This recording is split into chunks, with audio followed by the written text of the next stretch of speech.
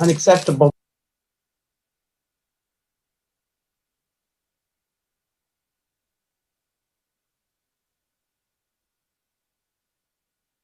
Move back. I'm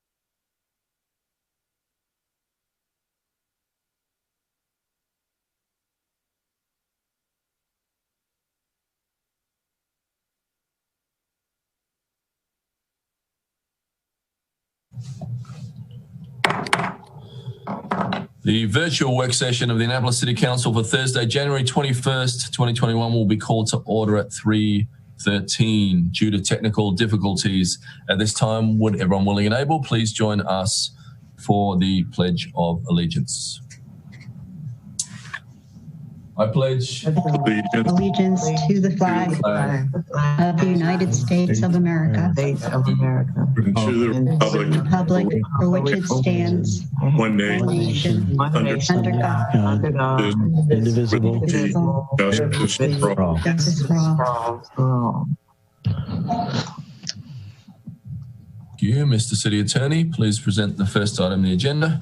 Yes, sir, Mr. Mayor. The first item on the agenda is ID 2-21, discussion of COVID vaccinations efforts. Dr. Kay, welcome. Thank you, Mayor. Thank you, City Council. Thank you for having me here. I'm going to dive into it. Give me 1 second. I'm going to switch over and just share some slides with you.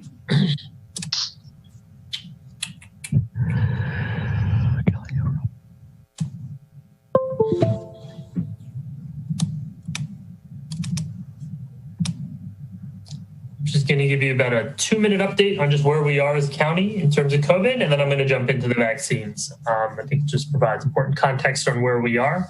I'm going to run through the first about 10 slides or so, but I will. There really is background, and I can provide these slides for you at the end of this presentation.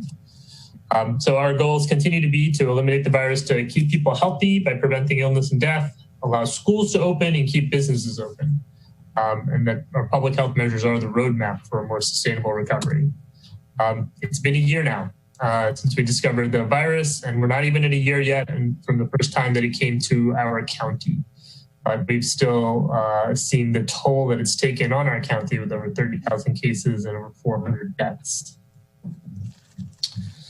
We see that our case rate is generally going up. We see some spikes on that rise, and this is the last spike is the holiday spike. We're still at a case rate of 45, which is extremely high.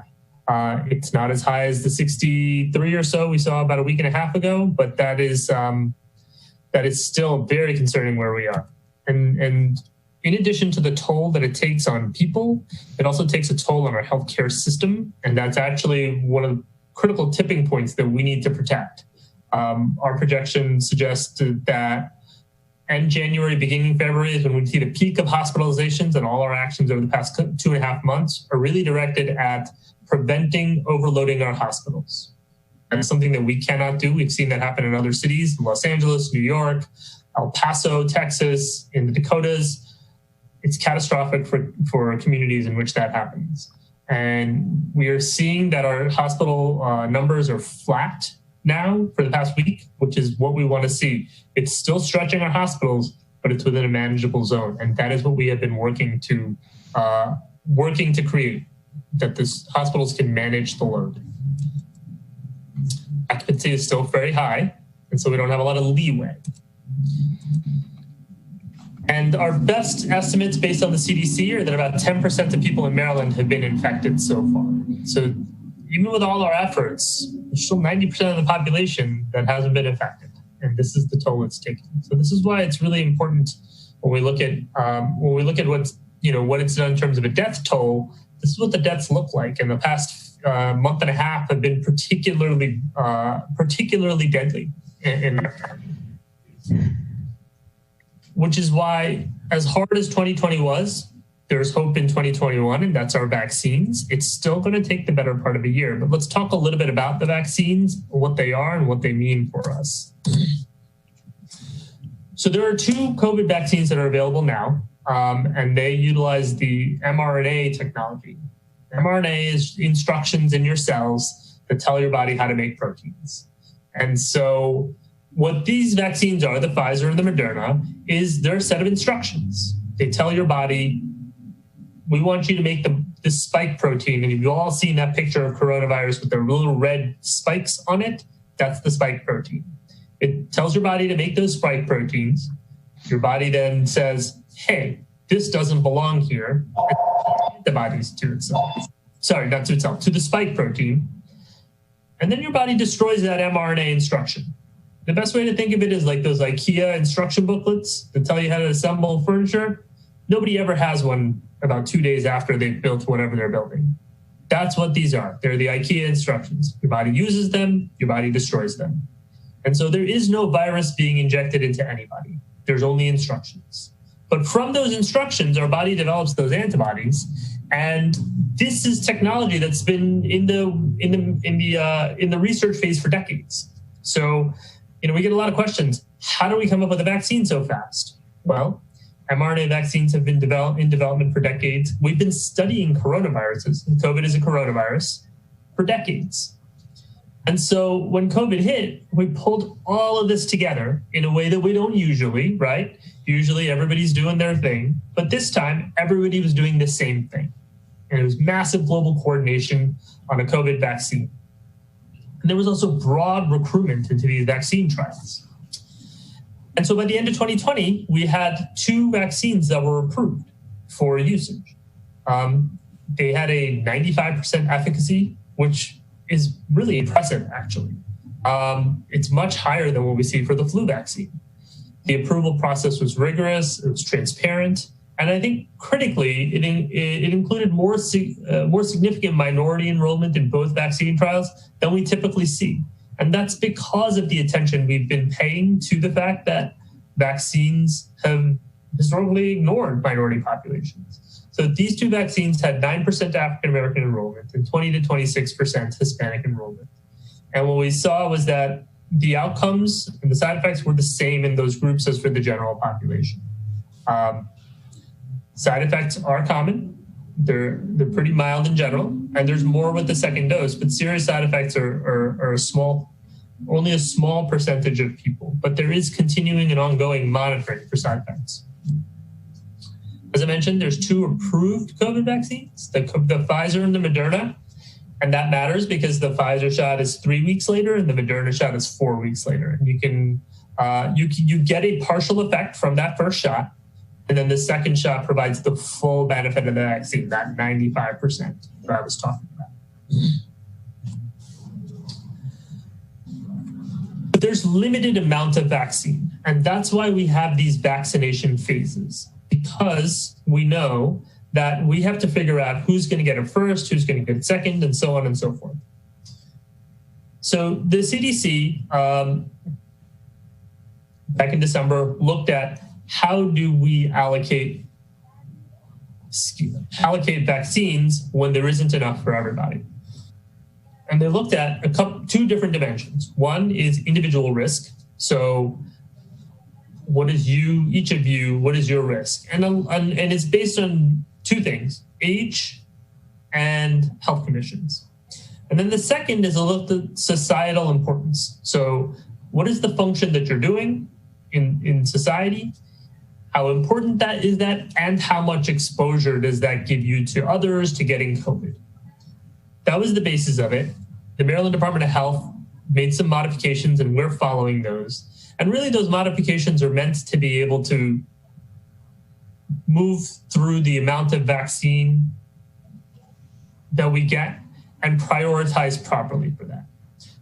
The reality is we vaccinate everybody if we had enough vaccine for everybody. We don't, and we'll talk about that. Phase 1A started in December, and that's healthcare workers, public health, nursing homes, first responders, judiciary, and corrections. By and large, all of that has been, to a good degree, being completed for first doses, except for healthcare workers. There are still many thousands of healthcare workers who have not gotten their first dose yet, and we are still working through that group. But as we were working through that, we made the decision last week to move into phase 1B, and then just shortly after, the governor announced that the state was moving forward as well. And the reason we made that decision was twofold. One, we were having to reach out to more and more healthcare workers to get them signed up. And the second is, in the middle of a surging case rate and deaths, we do need to get those who are most vulnerable, those who are 75 and over. And so we are currently in phase 1B as well. And that is the age 75 and above. And then other vulnerable populations. So assisted living facilities, group homes, senior housing, homeless shelters. The assisted living facilities and group homes are being done by CVS and Walgreens. CVS and Walgreens did the nursing homes as well, and that's through a federal contract nationwide to have those two pharmacy chains provide vaccines to those groups, precisely because they're both vulnerable and needed to be prioritized. The senior housing, the homeless shelters, we at the Department of Health, we're working with HACA and HCAAC and the Department of Aging. We've been meeting for the past week or two to work through our schedule of getting those in senior housing vaccinated. And then the homeless shelters is the same thing. The other group in there is educators, so school teachers and staff, both public and private, and then childcare. Right now, we just started on the 75 plus this week. There's about 40,000 people in the county who are age 75 and older. And there's about 20 to 25,000 people in that educator group. We get about 5,000 vaccines a week. So at that supply rate, we're talking 2 to 3 months just to get that first dose in everybody in this group. I know there's a lot of people who want to know when they can get their vaccine. They're in phase 1B. It's limited by supply. So we are working with whatever supply we have, and we are getting it out the door, and I'll talk more about that. After 1B is our phase 1C. That's, we estimate a start date in February, March, assuming our supplies increase. That's age 65 to 74, and then frontline essential workers, food and agriculture, U.S. Postal Service, manufacturing, grocery store, and public transit. These are groups that are either public-facing or critical workers, all of whom have not been able to stop working throughout this entire pandemic and have had to do that in person. After that comes phase 2, age 16 to 64 with high-risk conditions, and then essential workers. In these categories, there are categories that are listed, and then other workers with public-facing responsibilities. These are people who are also essential to the operation of our society, but for any number of reasons, either they're not as public-facing or not public-facing at all, have better ability to telework, are in this phase 2. And then finally, phase 3 is those age 16 to 64 who aren't in any other category. There are no approved vaccines for children 15 and under at this time. There is research and trials going on about this, and we expect to hear more in the summertime about that age group. Couple of points. The honor system, we ask people to do not jump the line. Please stay within your phase. I know that there's a lot of anxiety out there about both people in this current phase who want to get vaccinated and people in later phases. The reality is that we can only vaccinate about 5,000 people per week with what the health department gets, and there's only a few thousand more that are in private providers or pharmacy hands. There just isn't enough to go around. And this is based entirely on the allotments that Maryland Department of Health gets from the federal government. So there isn't any ability to get more vaccines at this time on our part. The other is the prioritization, and I mentioned these two factors in terms of how the CDC and the Maryland Department of Health and ourselves are approaching this issue of prioritization. So how do you get your shot? We encourage everybody to either online or phone pre-register, and that form is available in all languages. You can pre-register on our website, go to aahealth.org, and you can click on the pre-registration link. That puts you on a list to get an appointment invite when it is your phase. I want to repeat that because I think there's some confusion about this. When you pre-register, it does not mean that you are going to get an invite today or tomorrow to get a vaccine. It means that in your phase, you're going to get an invite. But even then, we can't invite 40,000 people for 5,000 slots. We've got to only invite a subset of that. It's going to take a couple of months. So we ask your patience in this. We're working with other partners in the community, Anne Arundel Medical Center, Baltimore Washington Medical Center, our FQHCs, Giant pharmacy is coming soon. The fire department, the county fire department has been a key partner in vaccinating first responders and will be a key partner in vaccinating the public school system. And then, as I mentioned, CVS and Walgreens is working on the congregate living facilities, nursing homes, assisted living, and group homes. The health department, we have a number of locations. We have the Anne Arundel Community College, Bay Meadow and Glen Burnie. Maryland Live started, I forgot to update that, January 18th. It started Tuesday, and that's live. And then the Naval Academy Stadium is coming soon. We're working, that's between the Navy Athletic Association, Naval Academy Athletic Association, and DGS, which is the state DGS, also has a part of that. So that's been three-way conversation, or four-way: county, city, DGS, and the NAAA. That's moving along. I just saw an email in my inbox saying that we're getting the contract drafted up. We're looking to launch there as soon as we can. That conversation has been in the works for a number of weeks, actually more, since December now. And critically, we'll also be launching our mobile clinic, much in the same way that we're doing our community pop-ups for testing. We're going to be doing the community pop-ups for vaccinations as well to reach underserved communities. And so that will be coming soon as well, and is really dependent on us getting some more vaccine supply. So how much vaccine are we getting? Maryland gets about 70,000 vaccines a week, and the state has to determine how they're going to allocate that. Right now, about 5,000 vaccines are coming to the County Department of Health, and just a few hundred, maybe 1,000 more to the county are going to pharmacy partners, hospitals, commercial pharmacies, and federally qualified health centers. And the reality is if at these current levels, if those other groups get more, we get less as a health department. There isn't a greater supply of vaccine that we've heard coming yet. Of course, we are waiting to see what the Biden administration says. We're trying to understand what our vaccine supplies are. But right now, the supply is enough to vaccinate only about 1 to 1.25% of the population each week. That's obviously a rate that none of us are happy about, but that's what the supply currently is allowing. That'll change over time, though.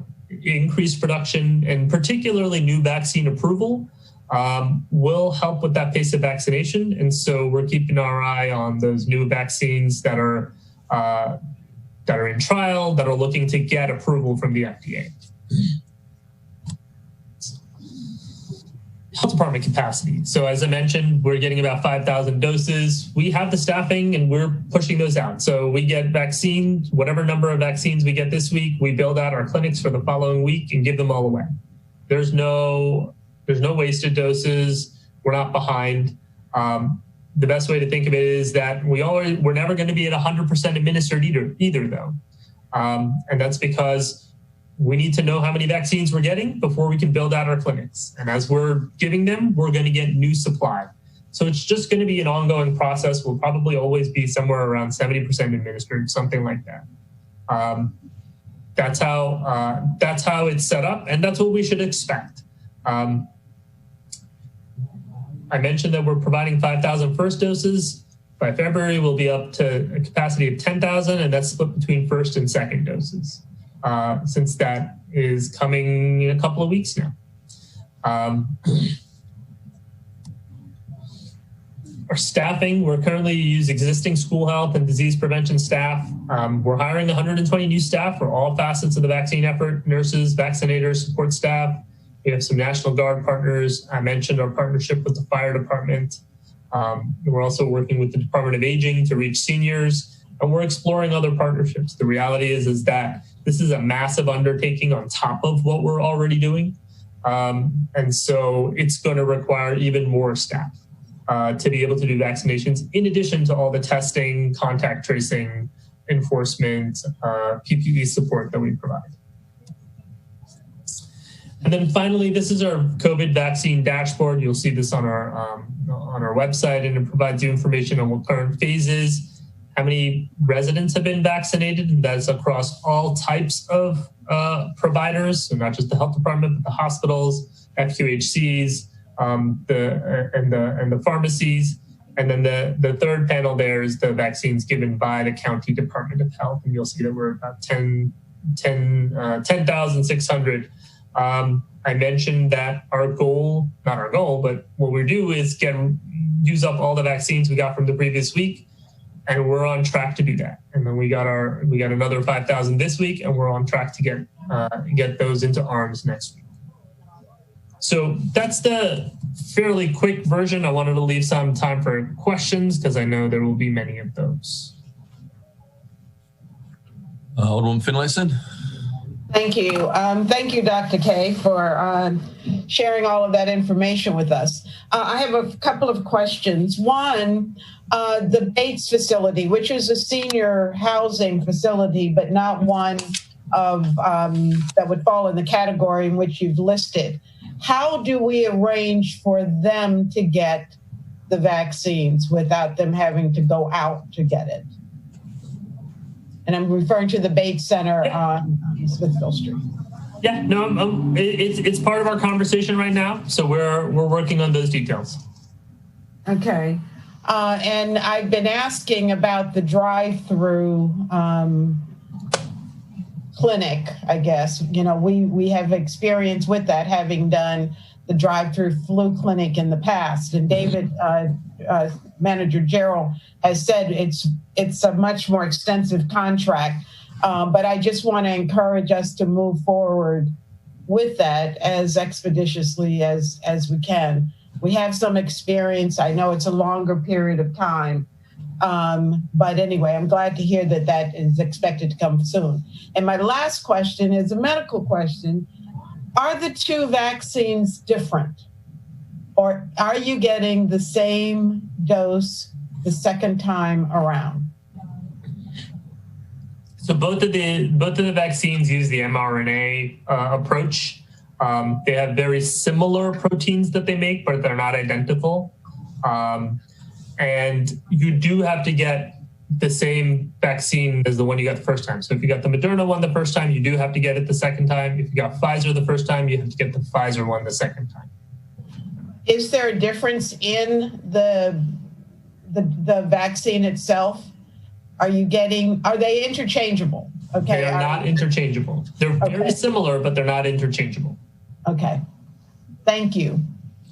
I saw a lot of hands go up. I saw Alderman Gay, then Alderman Payon, then Alderman Arnett. That's what I saw in sequence so far. I'm sure Rhonda has some questions. Alderman Gay? Yeah, thanks. I just have 3 questions. The first, not with the actual vaccination, but with the actual testing, because I'm still finding it difficult to get tested in the city of Annapolis.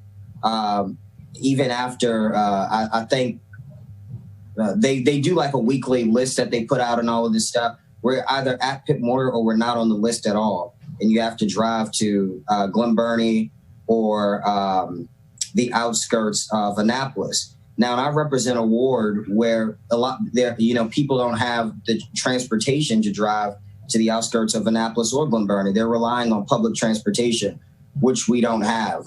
We have public transportation. It's just, it's not in the best shape it should be. And so that becomes an issue. So how can we get better at testing in the city of Annapolis?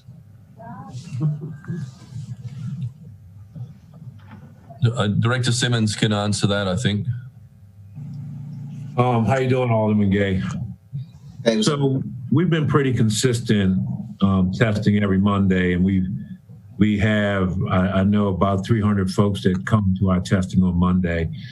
The health department allows us 200 tests, and typically we turn away 50, 70 people each time we do that. So how we were accomplishing that is that we had a COVID compliance team that was funded with CARES funding. And that was about 5 individuals. It's a lot of logistics that goes into that. And these were 5 individuals who would actually come down, and you've been in the testing process. They would help manage the testing process. It takes 8 folks, not the ones giving the test, but beyond that, it takes 8 folks to actually manage that process. So once the CARES funding dried up for that particular project, we didn't have enough folks to actually manage that large of a crowd at Pip Moyer. So we put out an all call to departments. We have some folks from different departments that have volunteered their time and they're being trained up. So the last two Mondays, we had to actually cancel because we have to train the folks up and get them up and running. But we feel confident that this coming Monday, we will have folks trained and in place to continue our Monday testing. And during the week, we've been also advising folks that they could go up to 29 St. John's and get tested there as well. And that's from 8 to 4, Monday through Friday. Do you expect for the increase in supply of tests or an increase in supply of tests that we actually get? Because 200 is, I mean, clearly not enough. I've been in the days where, we show up at the Pip Moyer and, people are just left. And I feel like at this point where we have a vaccination, the test should be the easy thing. I mean, people should be able to walk into City Hall and get a test. I don't know. I just feel like that should just be a little more efficient. That's just my personal opinion. And then secondly, even with the vaccination, when I look at that, and then I'm understanding now the process behind, when you first sent out the vaccine list, I actually typed up a 2 to 3 paragraph email that I had to talk myself down from sending because I'm like, you know what? They're just getting the funding. There's not because I'm looking and I'm like, okay, they got judiciary corrections. What about the people that are in public housing that are working every single day in these grocery stores and riding the buses, that are actually still trudging along the economy, the little economy that we do have. And so I do see that there, are some attempts to get more of those folks vaccinated, but I just think that should have been the priority. I mean, they're actually going to work and continuing the little economy that we do have. So those are just my two takes on the whole COVID scene. I definitely hope that we get more testing availability spread out through Annapolis. I know we discussed that in the very beginning, still doing pop-ups in communities and stuff, just making it accessible. Because if you're not going to give us the vaccine, then you should at least test us. So I just think that's kind of where I'm at now. Yeah, and the prioritization issue there is just one of balancing a lot of different groups and risk factors. And I hear you, Alderman Gay. There's no easy decisions there. But Alderman Gay, we did move immediately from our first testing in Parole Health Center to make sure that we went to all parts of the community. So we have been pretty stealth early on. We've only fallen down in the last 2 weeks because we didn't have the manpower. And secondly, with the inauguration and all the chaos that was around that, I think that the decision was made that it wouldn't be prudent to just do last Monday's testing.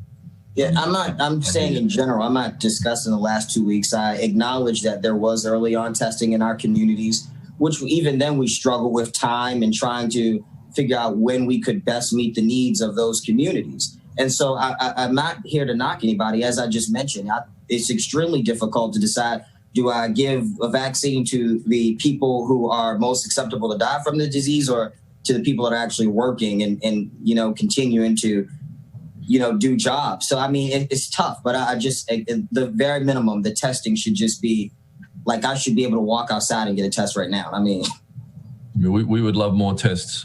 Thank you. I think next was Alderman Paone, then Alderman Arnett. Got to get you off speaker.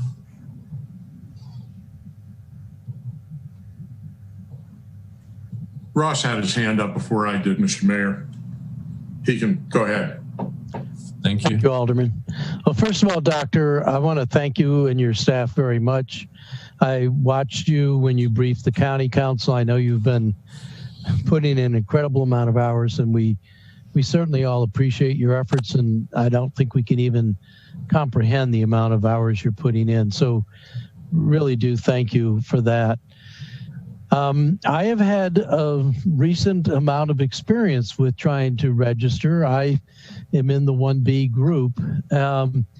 I've actually tried to register 3 or 4 times, and maybe I am registered. I don't know, but there's nothing when you fill out the form that tells you that you're registered, and you can stand down and stop worrying and wait for your turn.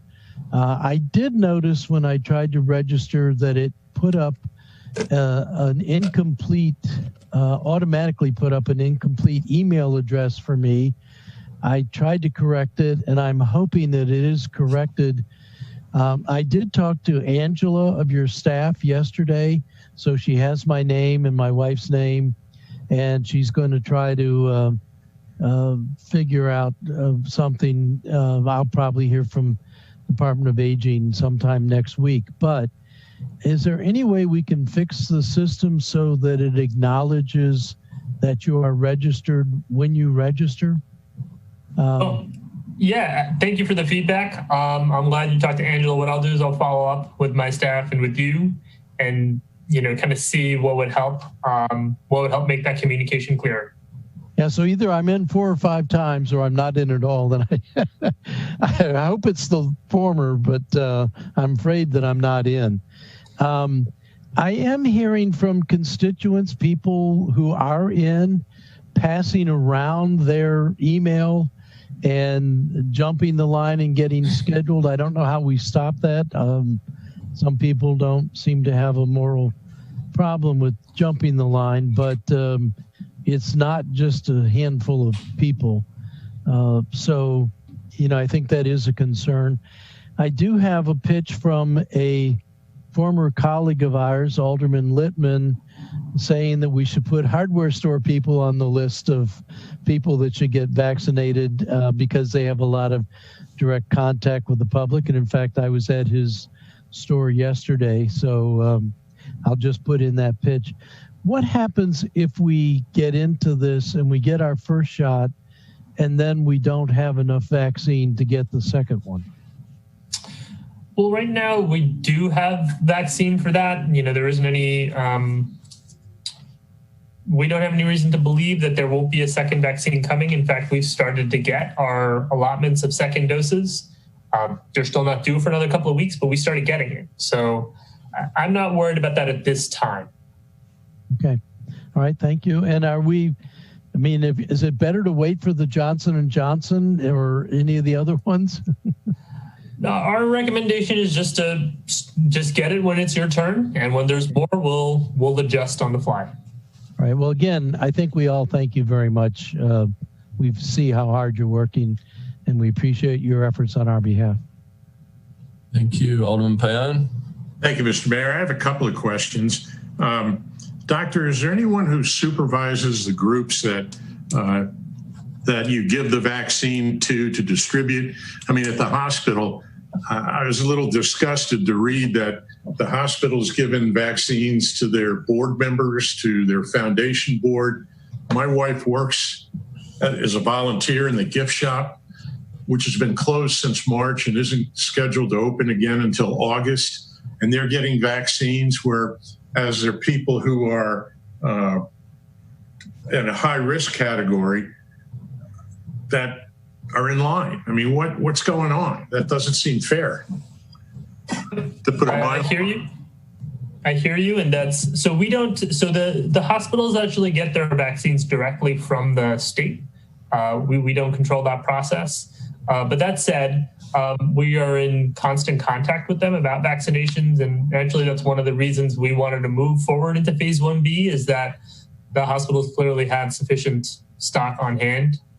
They got 100% they got vaccines to cover 100% of their staff. They did not get 100% of their staff who wanted that, and so they started going further and further down that depth chart, if you will.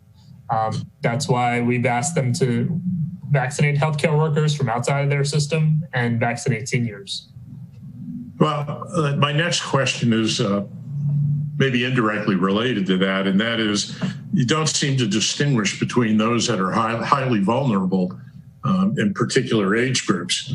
I mean, what if somebody has a long-term cancer, something that's not going to be fatal anytime soon in all likelihood, but, you know, they're still makes it pretty vulnerable. They don't seem to distinguish between that. I mean, you can have young people that have, you know, early stages MS or something like that. And, you know, in my case, I've got heart disease. I had a massive MI a few years back, and my cardiologist and GP have all said, hey, get it as soon as you can. You're in the vulnerable group and that kind of thing. And, you know, it may be March or April before I can get it. I don't understand that. That doesn't make any sense to me. I think I was originally in a higher group than I am now. And I'm hardly alone. I mean, I'm speaking for my constituents. I have I suppose, relatively speaking, an older group in my ward, and you know, they've got the same issues I do. Yeah, no, I understand that. I mean, our core challenge is that there's a finite amount of vaccine available, and we have to make decisions as to how to get that out most equitably. But it doesn't mean that it's a perfect system. You know, as I was mentioning, just to get through the 75 years and older in the county would take about 8 weeks at the current vaccine supply. And so that's our biggest challenge, is if we start expanding our groups, it's just going to take longer to get through that group until we see a larger vaccine supply coming into the county. Well, thank you for your efforts, sir. Alderman Tierney. Oh, thank you, Mr. Mayor, and thank you, Doctor, for taking the time to brief us today. I know how busy you are. I'm glad my colleague Alderman Arnett mentioned that idea, I guess. I have a lot of constituents that have probably registered more than half a dozen times because they want that feedback that one step might be missing, where they just say, where you say, you know, application acknowledged or something like that. But among all of this, you know, bad stuff, I just wanted to share a text that I got during this meeting from a constituent that probably had the website on speed dial and got in for a shot. And he said, Susan and I had our shots today, and the efficiency of the shot givers was top rate. A lot of credit to everyone who developed and implemented this program. It's great. So there's you might need that good news, but I have a medical question. If you get the vaccine, can you still transmit the virus? So most likely you can. What we see is that the effectiveness is about decreasing either any symptoms or the severity of symptoms. It's a game changer for that person. But until we get enough people vaccinated, population immunity, it's still going to spread throughout the community. And so while there can be transmission, it's likely to be much lower, but it's still possible. And that's why we need, at least in the early stages, people to continue to mask and distance during this time. Okay. And I just want to add, Alderman Gay, I know this is probably difficult for your constituents to get to, but the facility on Rao Boulevard, that's the Maryland Department of Health, there's, you know, they put up these like white Butler buildings. They're actually waving you from the sidewalk to come in and be tested. I mean, I'm not exaggerating. They're there from, I think, 8 to 4 or something, right on Rao Boulevard. I guess I don't know the formal address, but it's near the delegation buildings down there. Layton Street. Right, Layton. Is that for Anne Arundel? No, is that their department or? No, it's the state. It's the state, but they'll take you. So who I guess you'd be the one, Dr. K, that we go to and say, as the representative for our county, could you convey the message to the state that, hey, look, you know, unfortunately, it's an access problem. You know, let's move this makeshift, you know, center that we've created a half a mile down the street so that more like I'm just confused as why that is so difficult when officially today we're a year into this thing. They set that up for the legislators. That's what the is about. And see, that's another thing. When I look at this list and to the point that Fred has made, would correct judiciary at the top of the list? I mean, there's certain jobs and positions that I'm just, it's funny, but I really do appreciate the help and assistance. If you could just send that message that, I mean, they could put it in the Eastport Shopping Center parking lot. We'll be happy. I'd be happy to share that message. I just want to share with you where it came from. That's all. That's an awesome idea. Anybody else?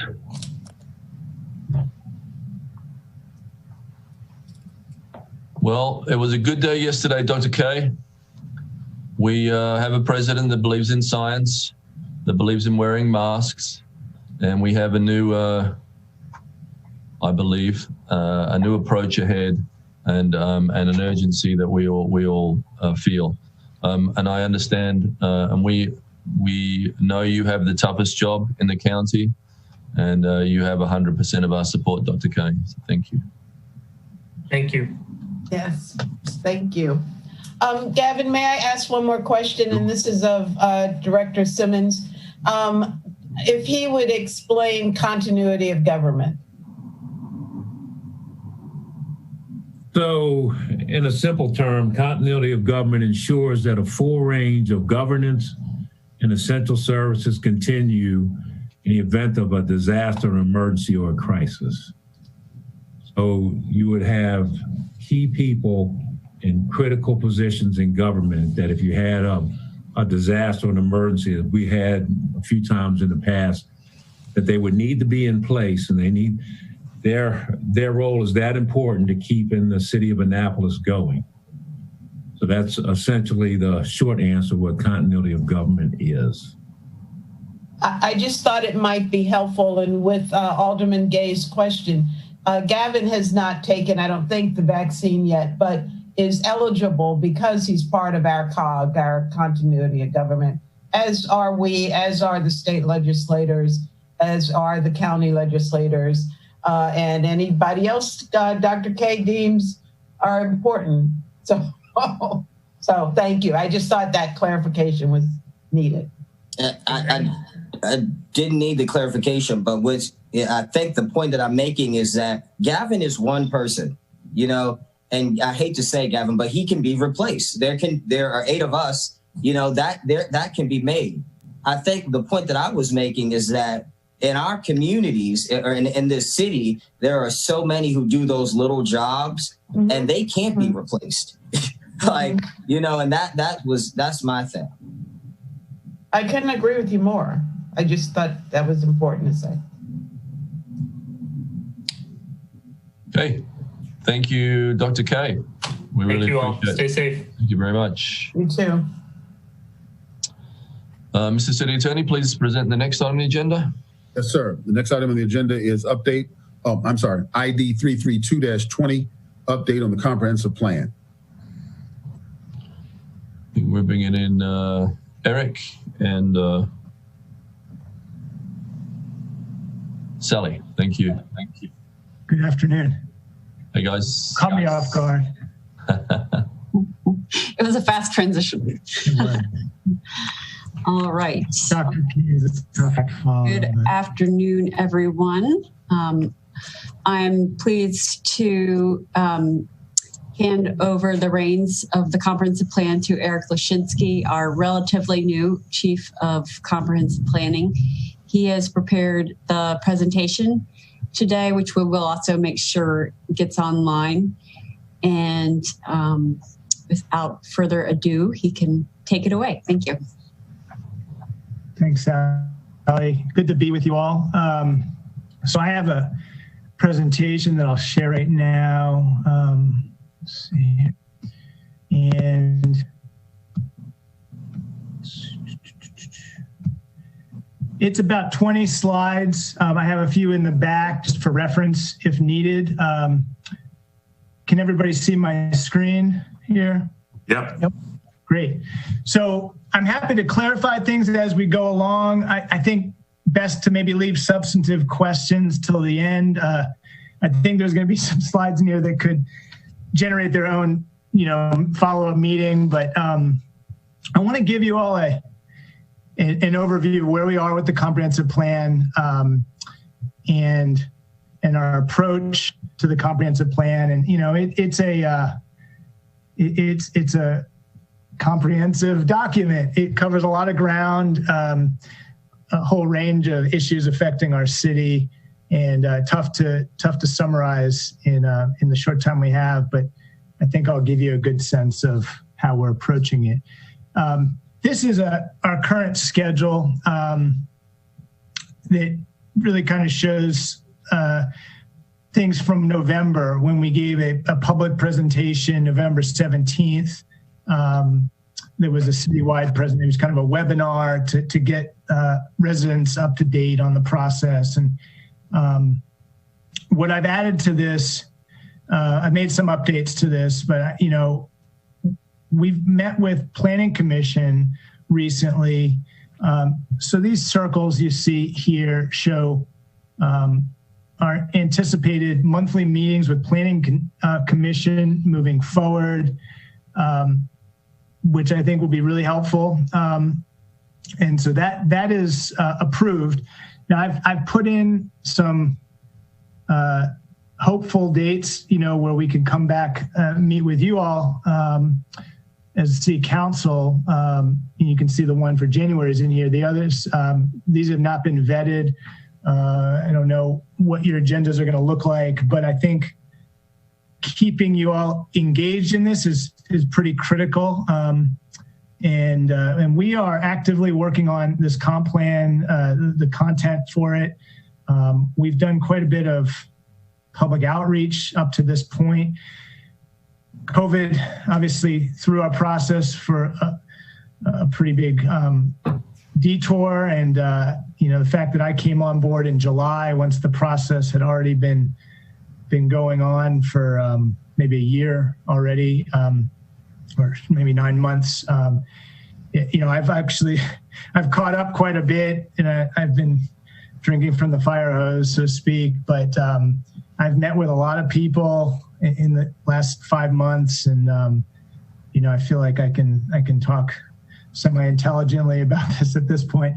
What I'm showing on the bottom here, just some of the key things that I would say go into our analysis for the comprehensive plan. These two reports were presented previously, perhaps not to City Council, but at least to Planning Commission. They're both available on our comprehensive plan website. You can Google Annapolis ahead, and it's the first link that'll come up, the comprehensive plan website. It's also under our comprehensive planning division within planning and zoning. But these are two key reference documents that one of our consultants, BAE Urban Economics, produced. And then we have the social vulnerability index map, which is something we have not used before. It's pretty key into understanding our most vulnerable populations. We're using a CDC framework for that. And then the West Annapolis Master Plan, I'm going to talk about a little bit more later, is sort of a project within the comp plan that we think is a good test of something we're trying to implement here. We could come back to this schedule, but I'm sure you may have questions about that. There's a whole range of concurrent efforts happening that you are probably very aware of. Some of you are leading these, and I'm trying to summarize here. I may not have the exact current data on some of these.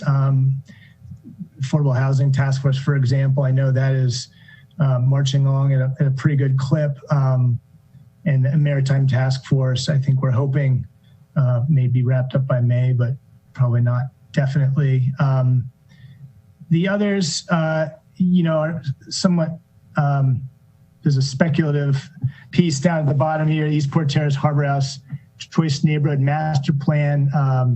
Housing Authority has been leading that thus far. I think it obviously would require a pretty big role for the city to play in that, and we've been coordinating with them to figure out how to move forward on that. We are supporting that, and then the APF is something that is ongoing, and we've initiated conversations with residents about components of that need to be updated, and the comp plan is a good place to do that.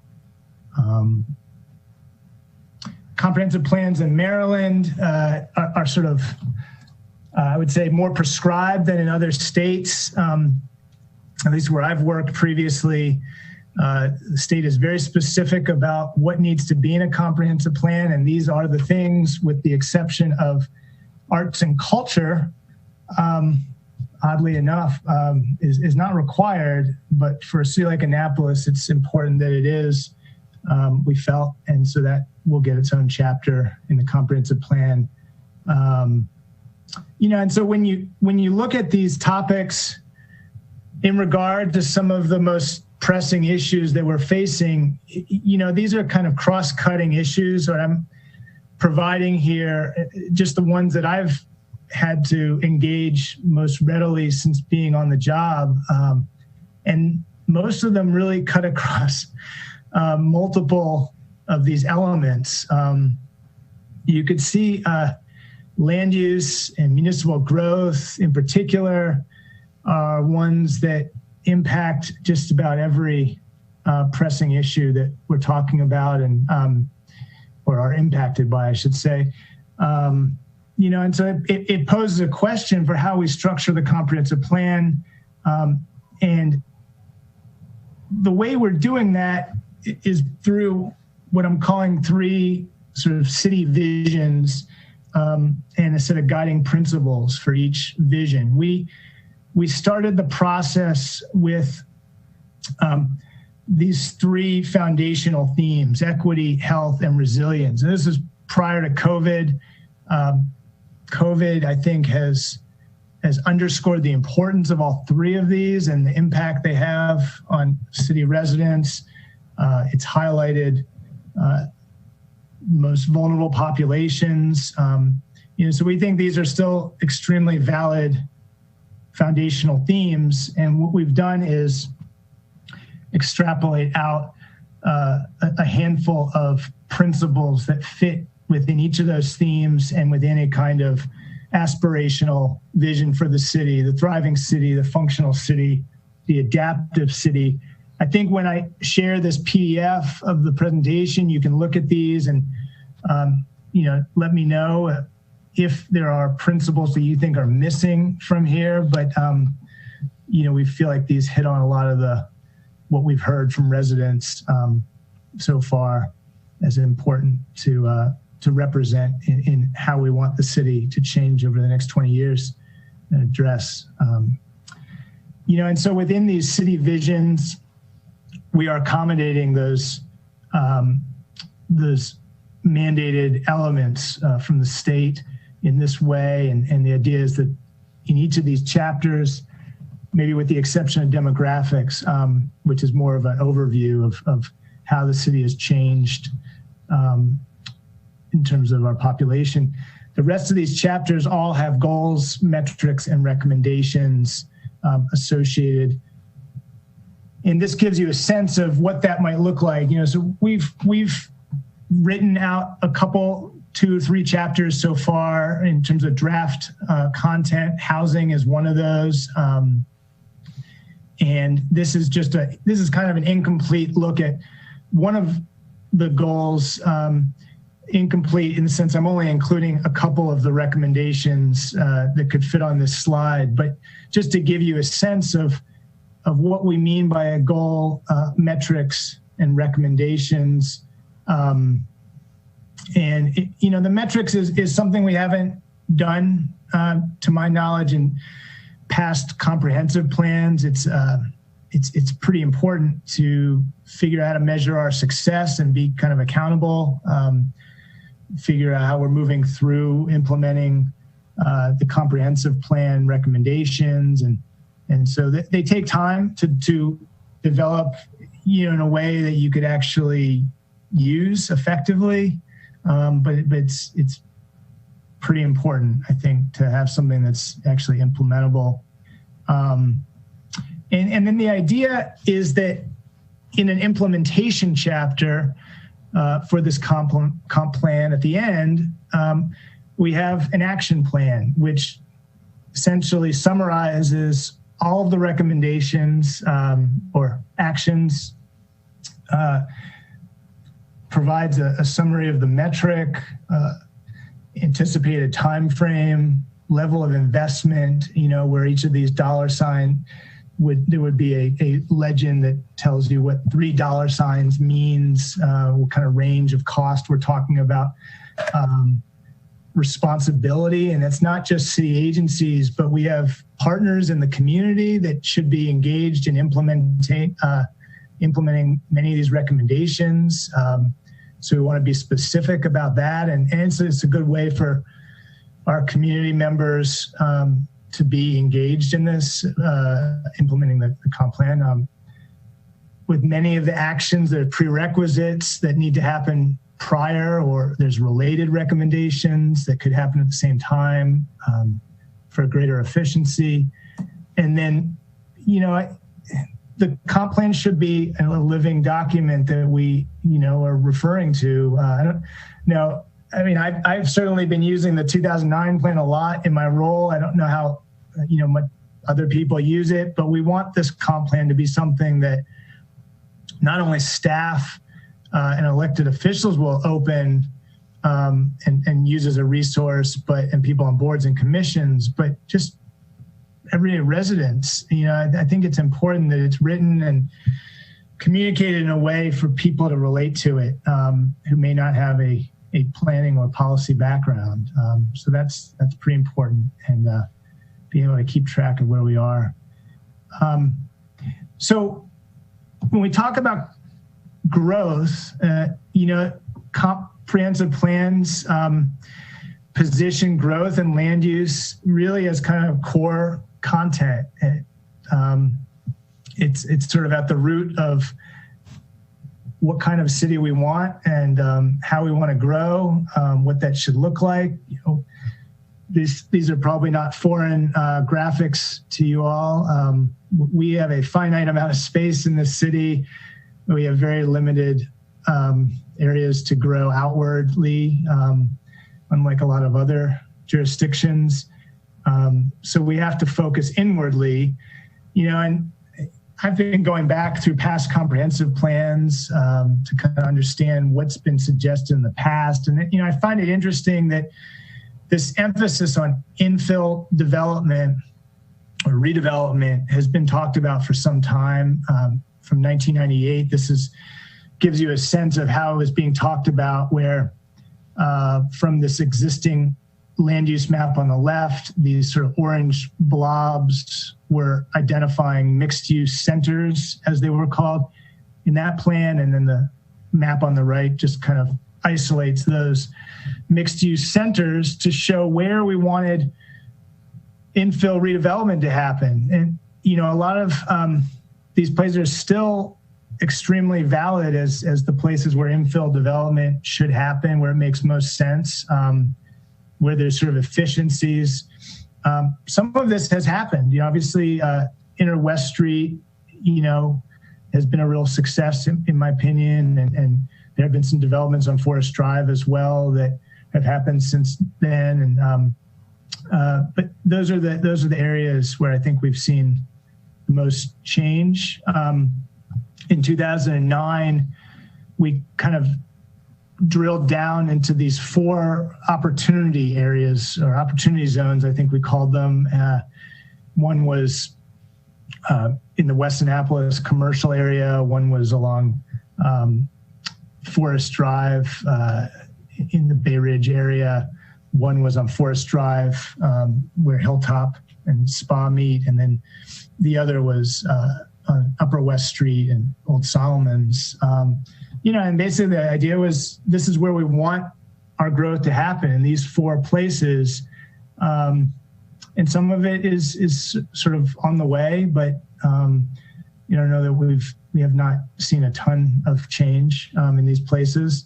And so as we look at the oops, this should be our current, this title is wrong, but this is our current future land use map for the comp plan we're working on now. These are the same map. We're just showing on the right where we're identifying these mixed use centers for the current period going forward for the next 20 years.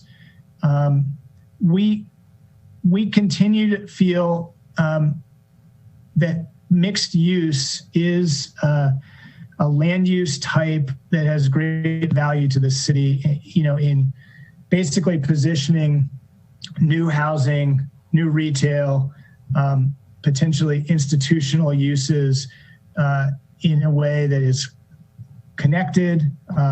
It ensures that you have people living closer to services and conveniences. It leverages fiscal return, and which I'm going to talk about in a second.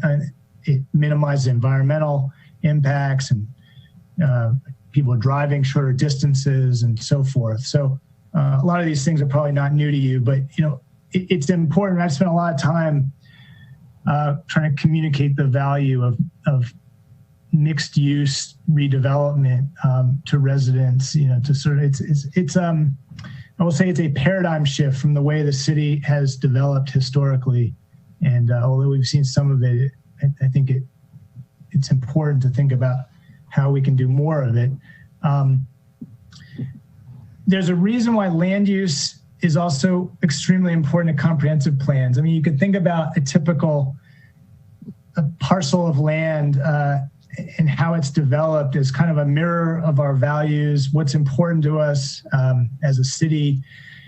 This graphic is just trying to show that, there are a number of things that we already look at in permitting a development proposal that our planning and zoning staff evaluate and that are well articulated in our zoning code and building code. And then there's some other things that we're interested in figuring out how to include in zoning code that could help us to produce a more predictable or let's say a development result that is in keeping with the values that people have here in the city, which may not be monolithic. It might vary from neighborhood to neighborhood, but you've probably heard about form-based codes, and that is an area. Sometimes it's called performance-based zoning, and this is a direction that we think has a lot of merit for the city. It's been talked about for some time, and I'll talk about it more in a little bit. The fiscal argument for mixed use is also pretty clear. It's this was a graphic prepared for the fiscal impact analysis that our consultant BAE did, where it shows fairly, in kind of a sobering way, over the next 20 years, that if we develop in the way we have historically, revenue versus cost is going to be fairly flat, and really without looking at non-residential development, we're going to have a harder time keeping up with our level of service and improving on our level of service. I want to just kind of clarify that, it's important to clarify in this statement that residential development should not be seen as a loss on the city. I think commercial and non-residential development has the ability to cost the city less, but there are a range of residential types out there, and some are less costly than others. And then obviously we're trying to prioritize housing. So this gives another look at kind of the fiscal analysis of mixed use growth. The story in Asheville, North Carolina has been pretty well documented. They've spent a lot of time and energy sort of restoring and rehabilitating downtown buildings. It's a different scale than Annapolis for sure, but the point is clear that, comparing a mixed use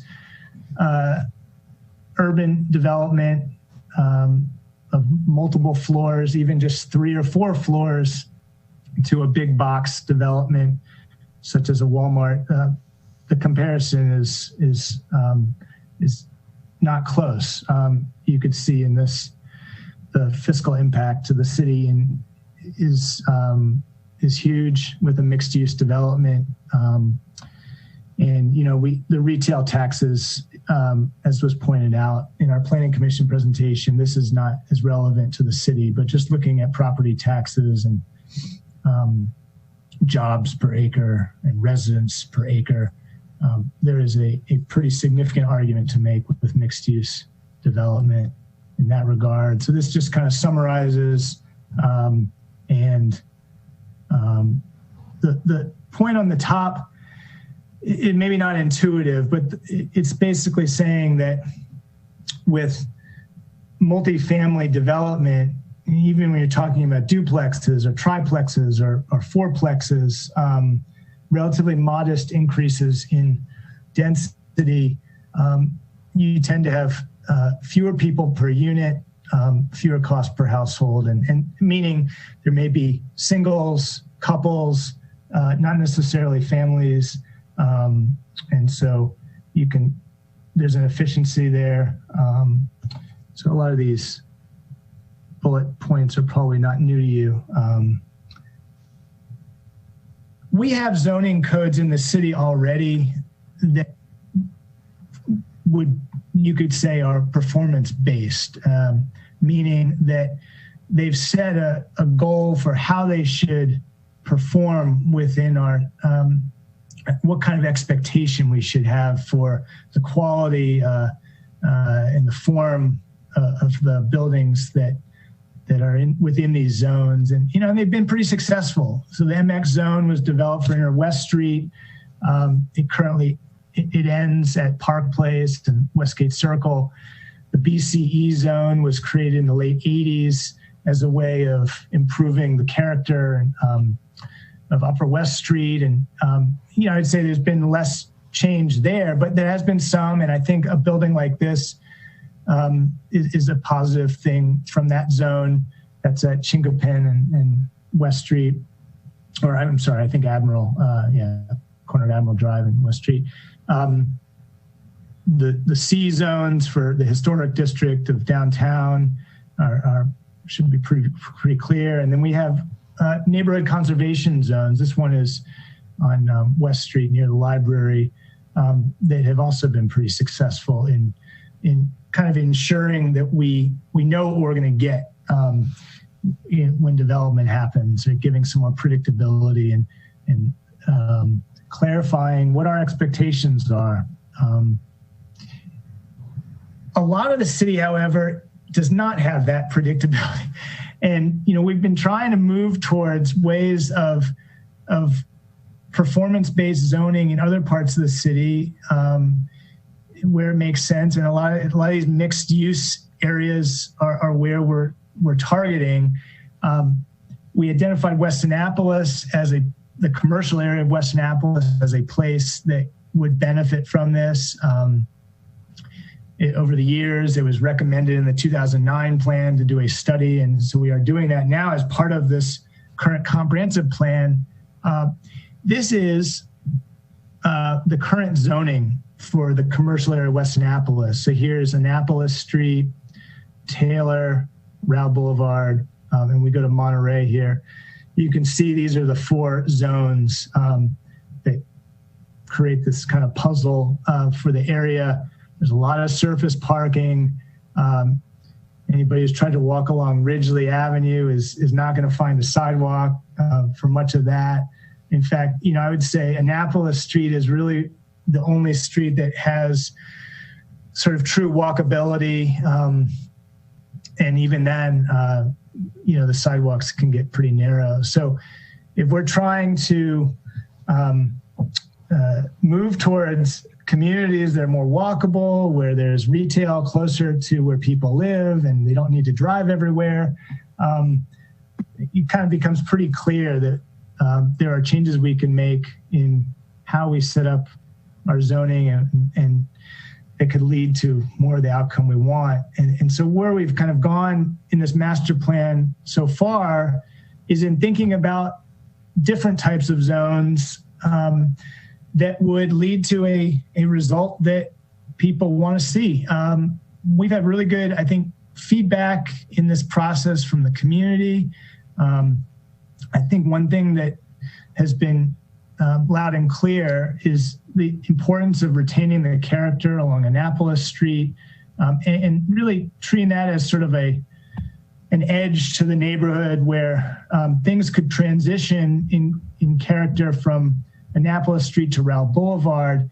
And that's really one of the big ideas here. I mean, if you go back to their current zoning, there's not really a sense of that character being kind of embedded in these zones, whereas here we're speaking to that pretty directly. You know, how the scale of the architecture along Raoul Boulevard could be significantly different than what you find on Annapolis Street, and there's quite a bit of space to make that transition.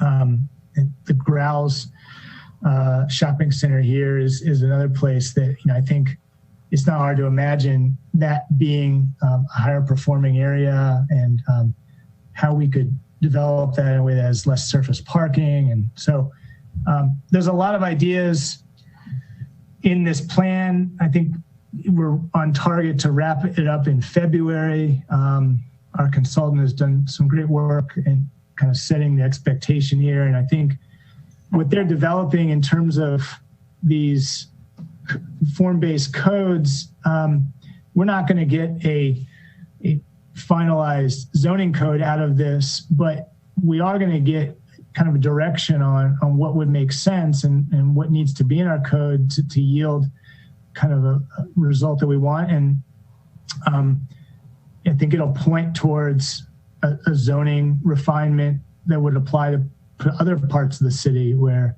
there might be a similar aspiration. So I think this is work that's very much relevant to the wider city, not just West Annapolis.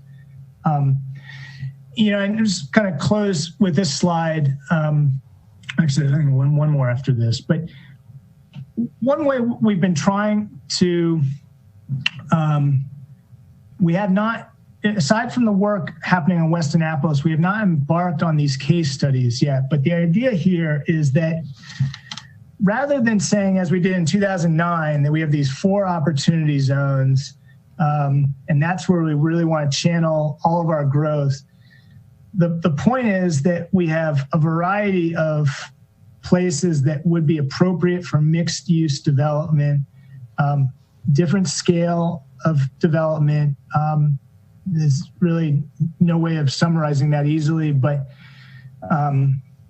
these are 5 sites where we think if we did a kind of concept scenario of what a redevelopment could look like, we could demonstrate how performance-based zoning that emphasizes character and adjacent context and multimodal transportation and environmental considerations, how that those considerations could come to bear on the development. And through these case studies, we could sort of essentially illustrate what we would like to see in our future city. So these case studies would sort of be representations of other places in the city where change could happen. And it's just a way of distilling the vision. So Planning Commission and other, you know, your body and other decision makers have a sense of where we're trying to go, and it's somewhat clear. And so, you know, that's kind of the idea. I would just say in summary, you know, as we think about land use and how we clarify that in the comprehensive plan, these are the things that I think we really have an opportunity to do. It's become almost a sort of ritual for new development to come in, and you have the developer proposing as much as they can do by right, and the community wanting the minimal new development, and somewhat trying to alter the distance between those two positions. So I think how we're looking at this kind of zoning refinement, I think that's a really important takeaway here. Predictability, still allowing for flexibility, providing for more housing options, and everyday services closer to home, and just frankly, it's important that we figure out implementation steps to actually move forward on some of these ideas. So that's the presentation for today, and I'm happy to take questions. So just to do a time check with everybody, we have 30 minutes, and Bob Burden is also here to present the affordable report from the Financial Advisory Committee. So can everybody run over? I certainly can.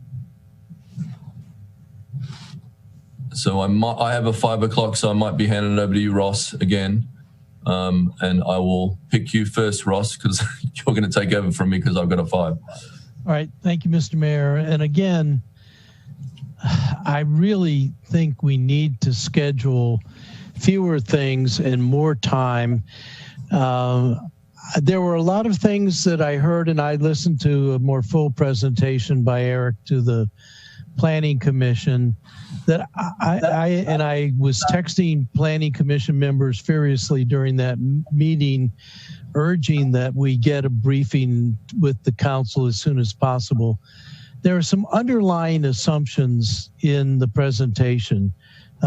Questions like, how do we want to grow, which seems to assume that we want to grow. And I think that's a very debatable issue. And there's this whole form-based zoning, which for me feels like a move to plan development away from Euclidean zoning, and seems to say that Euclidean zoning couldn't accomplish the same thing in that illustration that you showed for Ward 2 as form-based zoning or performance zoning. That I don't think we've had the case made to us that we need to change to that kind of zoning. But here's my bottom line. The reason I think we need to engage in a meaningful full work session with the council now is I see this developing the same way that the Forest Drive Eastport sector study did, where it went through the whole exercise, got to the council, and the council said, no, this isn't what we want. We don't feel we're consulted. We don't feel like our things have been taken into consideration. And I do not want to see the comp plan end up with that same fate. And I think that it's important to get some of these fundamentals. How do we come up with equity, health, and resilience as the guiding principles? I don't feel like I was asked about that. So I'm making a very strong plea, and I hope I'm trying to be positive and proactive in saying we need to have a conversation at the council level right now, sort out some of these issues rather than waiting for X number of amount of time to go by and then get to the council and go back to what I think are square one issues to have a debate then. That's only going to send us off on a spiral, and I think prolong the length of time it's going to take to do the comp plan. This is important stuff. There's some very fundamental questions, and I would be more than happy to work with you, Eric, or whomever, to sort of lay out my fundamental questions, which I think are shared to some degree by other members, but they're going to bring us directly in conflict with important questions that are issues that Dewan and I are talking about. how do we fit in more affordable housing without having huge density and huge density without fully planning transportation issues and those sorts of things. So, I think really basic planning issues. So I know I threw out a lot there, and I have a whole bunch of questions about this, assumptions about mixed use is better. Well, better for what? Is it better for traffic? Is it better for parking? What is it better for? So again, I would really urge that we schedule a meeting soon with the council to go over nuts and bolts, basic assumptions and premises now. This is really the time to do it. Let's not wait any longer to do that. Alderman Arnett, I think that's a great idea, and we're always happy to meet with City Council. However you want us to come, we will be there. We obviously want to work with you to get this through the process. As far as some of our basic principles, that a lot of these ideas are not really new idea. Mixed use, we've been touting mixed use for 40 years. It is the best way so that people can live, work, and play in the same place. And that's good for traffic and for affordable housing and for everyone. We aren't focusing a lot on dense housing in this plan. We're focusing on the missing middle of housing, which is what Annapolis really doesn't have. We have a lot of single families, and we have a good number of multifamily dwelling units, larger apartments. But what we don't have are the smaller duplexes, triplexes, and even smaller multifamilies. And that's what we're really focusing on in this plan. As far as but the Dr. focus Nash, is equity, if I could like just, that. Oh, if I could interrupt, you've just said a lot of things that I don't necessarily agree with. You've asserted them, and I think that that's not going to get us to the right place. And I'm not saying that I can't and others can't, or even that others even share my view. I'm saying, though, that we haven't had that dialogue. And I'm more than willing to be saying that's been part of the comprehensive plan for 40 years. I'm saying that mixed use has been in the comprehensive plan for 40 years. I'm not saying you like mixed use development. Right. And Ross has been trying to not do it for 40 years, Sally. So right. Well, the community has resisted it, and we have numerous examples of every time we try to do it, the community has resisted it. So we've got to be brought along and educated and trained so that we can bring our communities along. And we're happy to do that. I think you'll see that there are case studies around the nation we can use to support these ideas that are not revolutionary. And same with the topics, equity, et cetera. This is, motherhood and apple pie. This isn't something to agree or not agree with. We all want our city to be more equitable.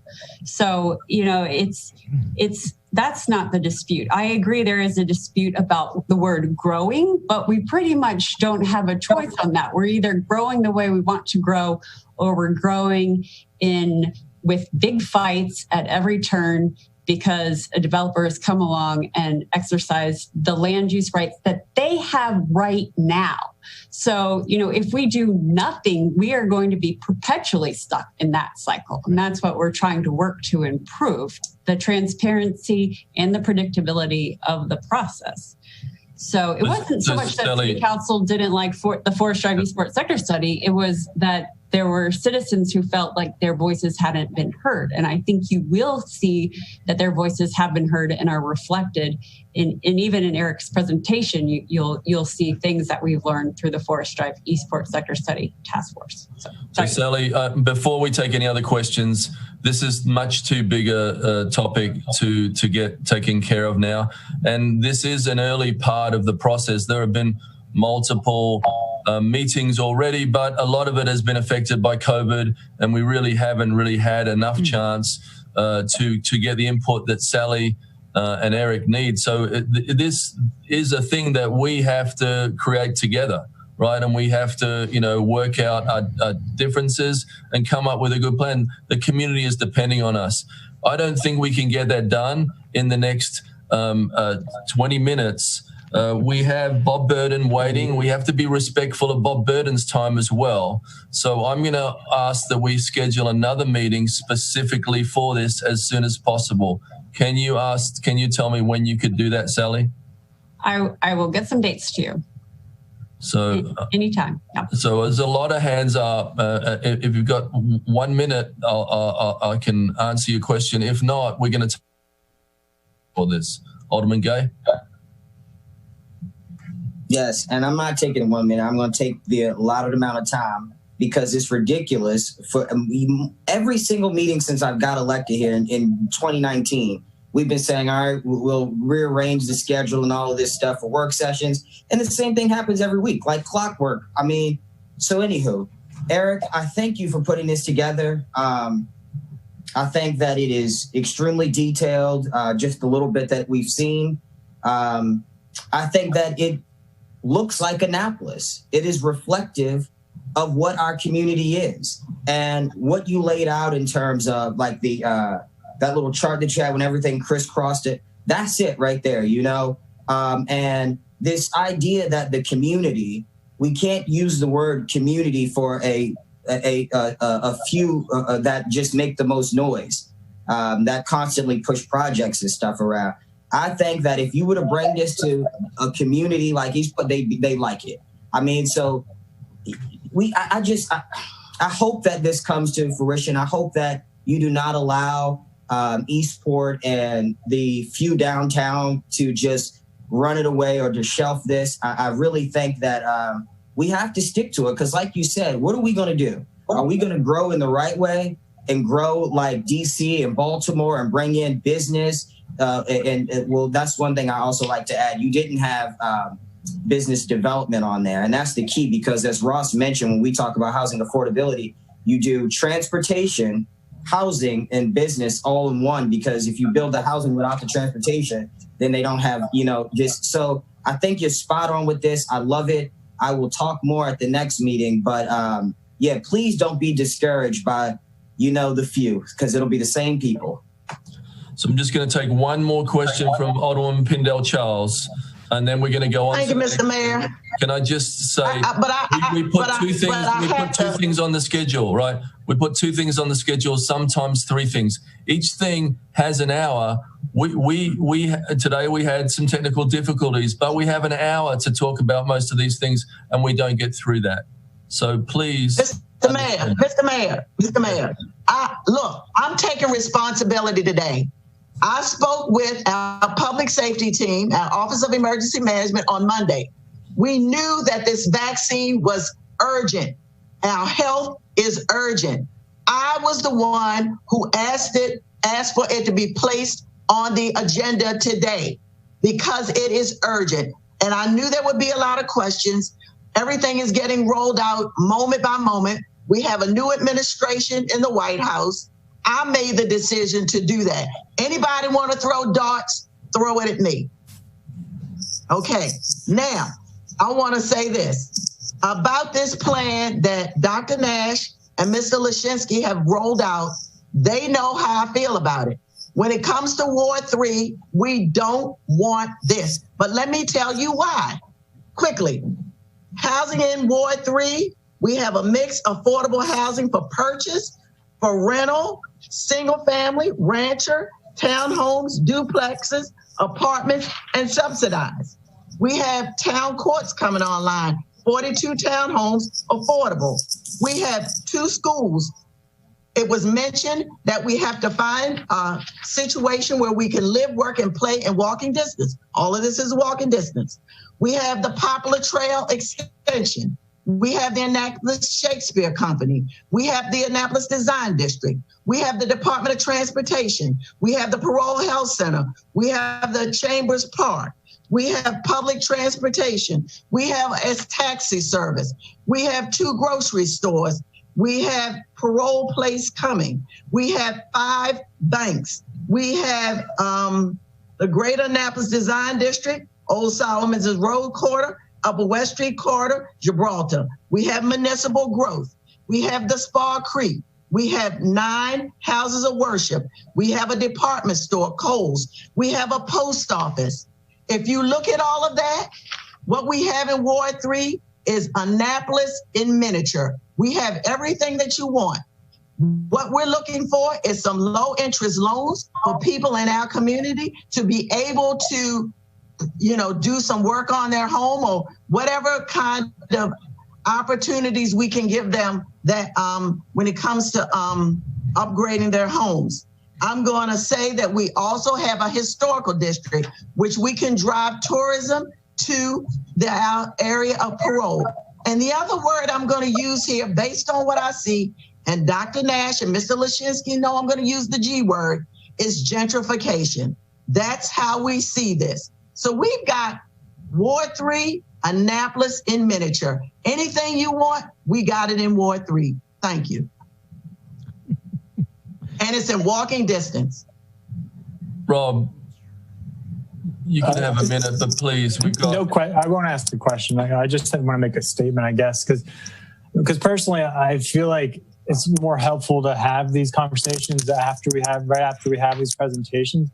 I mean, my apologies to the fact, but I'd almost want to table them to another, give them time at another meeting so we can hear their presentation and then jump into a discussion with them rather than have them present now and then we'll discuss at another meeting where we might forget some of the things they've spoken to. So I mean, I'd almost rather focus on the comp plan today and then, I don't mind having work sessions every other week. That seems like that's what we need to do, and so we don't have these rushed. I mean, so I don't know if we want to take the sense of the body at the time for this evening, what we want to do, but it just feels like Alderman Gay said, this happens seems like every month, and then we get shortchanged on the conversation.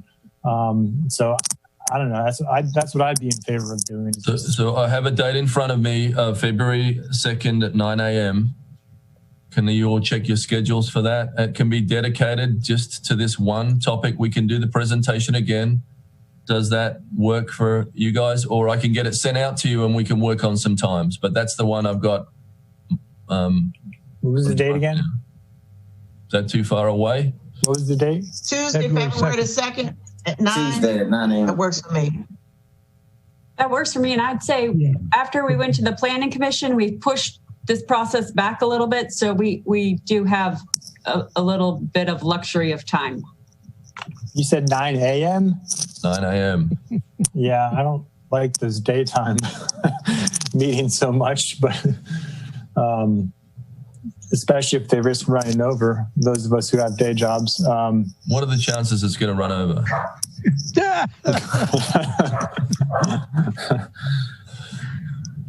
Well, let's work on that time for now.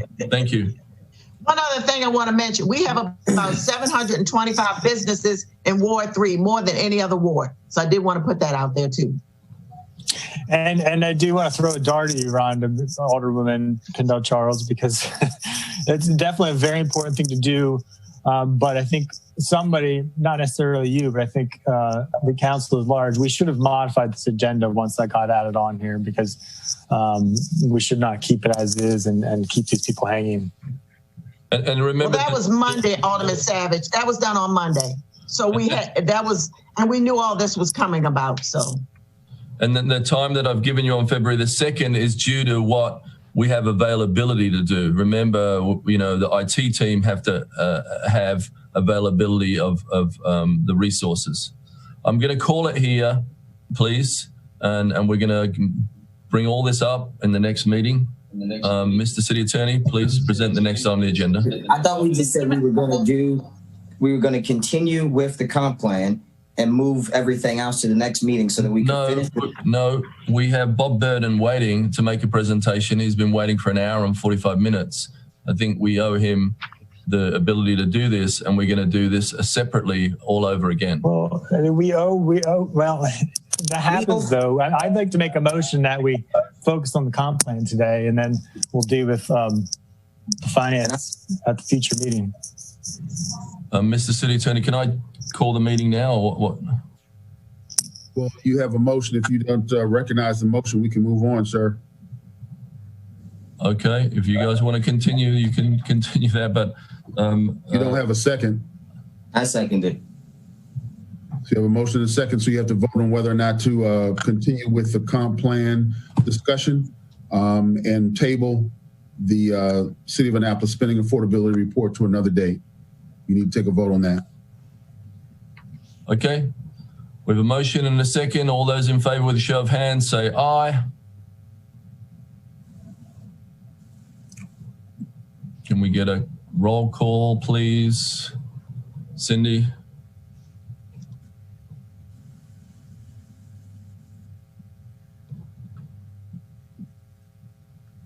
I need your microphone. You're on mute.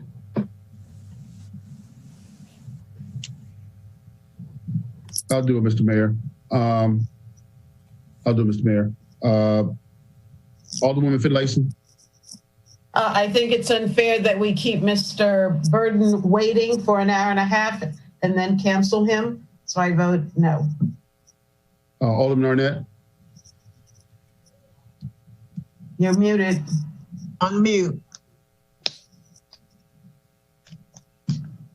No, I'd rather start over with the comp plan and have more time to discuss it. Alderman Tierney. Alderwoman Tierney. No, I don't want to be rude. Alderman Payon. Muted.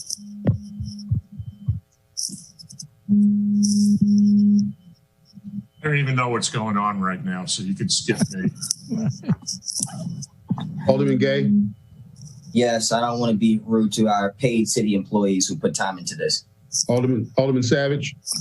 Yeah, I also don't. I think we need to make sure we're not being rude to ourselves here. We need to give ourselves time to have conversation. So aye. I'll vote aye. Alderwoman Pendleton. No. The motion fails. We're back to the agenda item as listed. Thank you all. We all have the same intention here. I appreciate it. I apologize that we have to just move on. We've left 10 minutes. You're quite welcome to go over with Bob Burden. Before I do the next thing, Alderwoman Finlayson. You're muted. John, mute. For the 2nd of February, how much time should we allocate? Just for our calendar. Our meetings are 2 hours normally. I think Alderman Savage might have some time issues with 2 hours, but we'll schedule 2 hours for it. Okay. Thank you. Alderman Gay. Yes, this is a question for point of order in general. Who manages our schedule and timing throughout the course of this pandemic?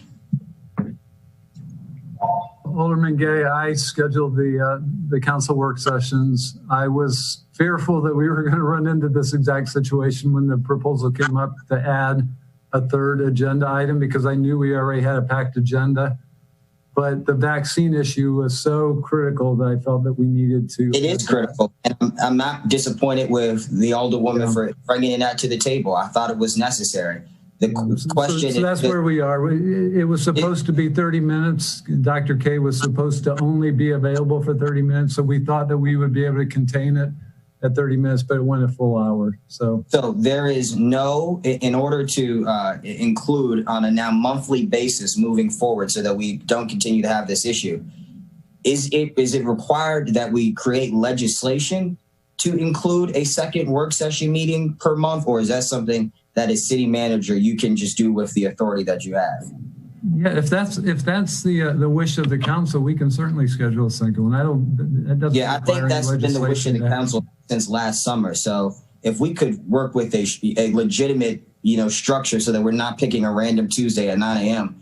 where we put, maybe every the second Thursday or whatever, we just know that we'll do 2 work sessions. I mean, just something, please. Thank you, Mr. City Attorney. Please present the next on the agenda. The next item on the agenda is ID 3320, City of Annapolis Spending Affordability Report by Financial Advisory Committee. Thank you, Bob Burden. Ross, I'm going to hand this over to you in 5 minutes. Thank you. Yes, good afternoon. This is Bob Burton. I'm the Vice Chair of the Financial Advisory Commission. Thank you for your time this evening, and I respect your time. So I will keep my comments brief and make myself available for any questions that you may have. You do have a communication, I believe, in your package, which the Financial Advisory Commission sent to both the mayor and the city council on a project that we're working on, and called the Financial Affordability Function. And it seems like I've lost the picture of everybody here. Let me see. Okay, I got everybody back. Bob, yes. Before we continue, I just want to ask staff, I don't see that attached to the agenda item here in Legistar. Okay, there was a communication we sent along with an attachment. So do any of you have that, or? Cindy, are you able to resend it to the council at all? Cindy, I'll send it to you so that you can post it. Yeah. Oh, you have it? You could send it directly now? Okay. Great. It is on the way. Thank you. We need to have this stuff posted before the meeting, right? And so we can all be on the same page. This is just getting disorganized.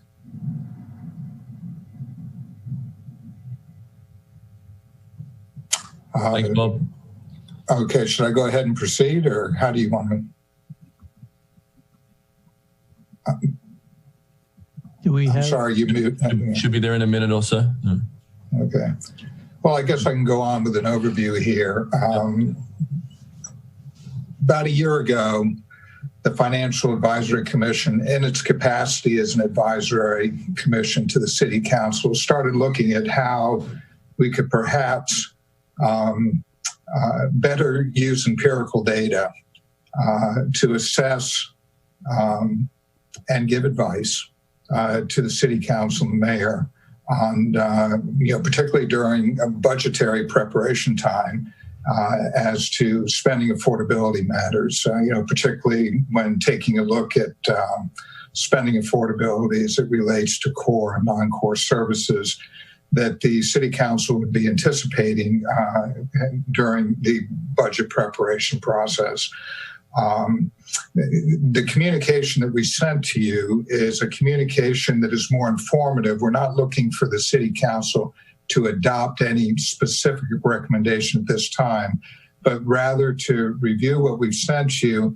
And if you feel that this has value to the City Council, then to refer it back to the Financial Advisory Commission, where we could do some additional research, some additional work, and some additional outreach to put together a more formal recommendation to report back to the City Council and the administration for their consideration. The spending affordability function itself, the county, and by the county I mean Anne Arundel County, and the state of Maryland both have a spending affordability function. The city of Annapolis does not at this particular point in time. But what is a spending affordability function? And basically what it is, as the county and the state have it in place, and it's codified, is that the spending affordability function gathers and evaluates empirical data to assess the economic growth and the rate of personal income growth in a municipality. And from that process, in this case, the city may determine whether the rate of growth projected in the city's budgeted expenses is aligned with the rate of economic growth and personal income growth of the municipality. So in other words, what we would be involved in if the city had a spending affordability function is that through gathering empirical data about the economic growth that has taken place within the city over a defined period of time, and the rate of personal income growth that is taken over the period of time, over a defined period of time, and be able to evaluate that when comparing it to the anticipated rate of growth and budgeted expenditures that the city may have under consideration when they go through their budgetary process during each fiscal year's budget. So when we take a look at the county's spending affordability function, they focus more on the rate of personal income growth in the county when measuring it against the rate of growth and potential budgetary expenditures for core and non-core services that they may be anticipating. When we look at the state focuses more on overall economic growth rate, if you will, when comparing it to their projected increase in expenditures that may be under consideration in the budgetary process. Some examples may include if the city were to do this, and we were looking at, say, personal income growth, or we were looking at economic growth in the city. Say, for instance, if the empirical data that's gathered and evaluated and presented indicates that there was a 1% growth rate in the local economy or a 1% growth rate in personal income, and the city expenditure growth rate in the anticipated budget was 1%, then the city would be in the green. But if the growth rate in the city's expenditures was 1.5%, whereas the growth rate in terms of our local economy or our personal income growth rate were 1%, then at that point you're in the red. And you would have to consider, well, you're either going to have to increase taxes or you're going to have to reduce expenditures to get back into the green again. The challenge would be, though, if you're in that type of situation and you decide to not reduce expenditures and increase taxes, then you'd be putting some undue stress upon the tax base that perhaps may not be appropriate or prudent at that time. But that's just an example, if you will. What the county does and what the state does in their spending affordability function, they reach out and use resource partners. They use the SAGE Policy Group. They use Moody's and Global Insight and the Regional Economic Studies Institute of Towson University to aid and assist in pulling together this empirical data to be able to gather and evaluate this information to look at these metrics.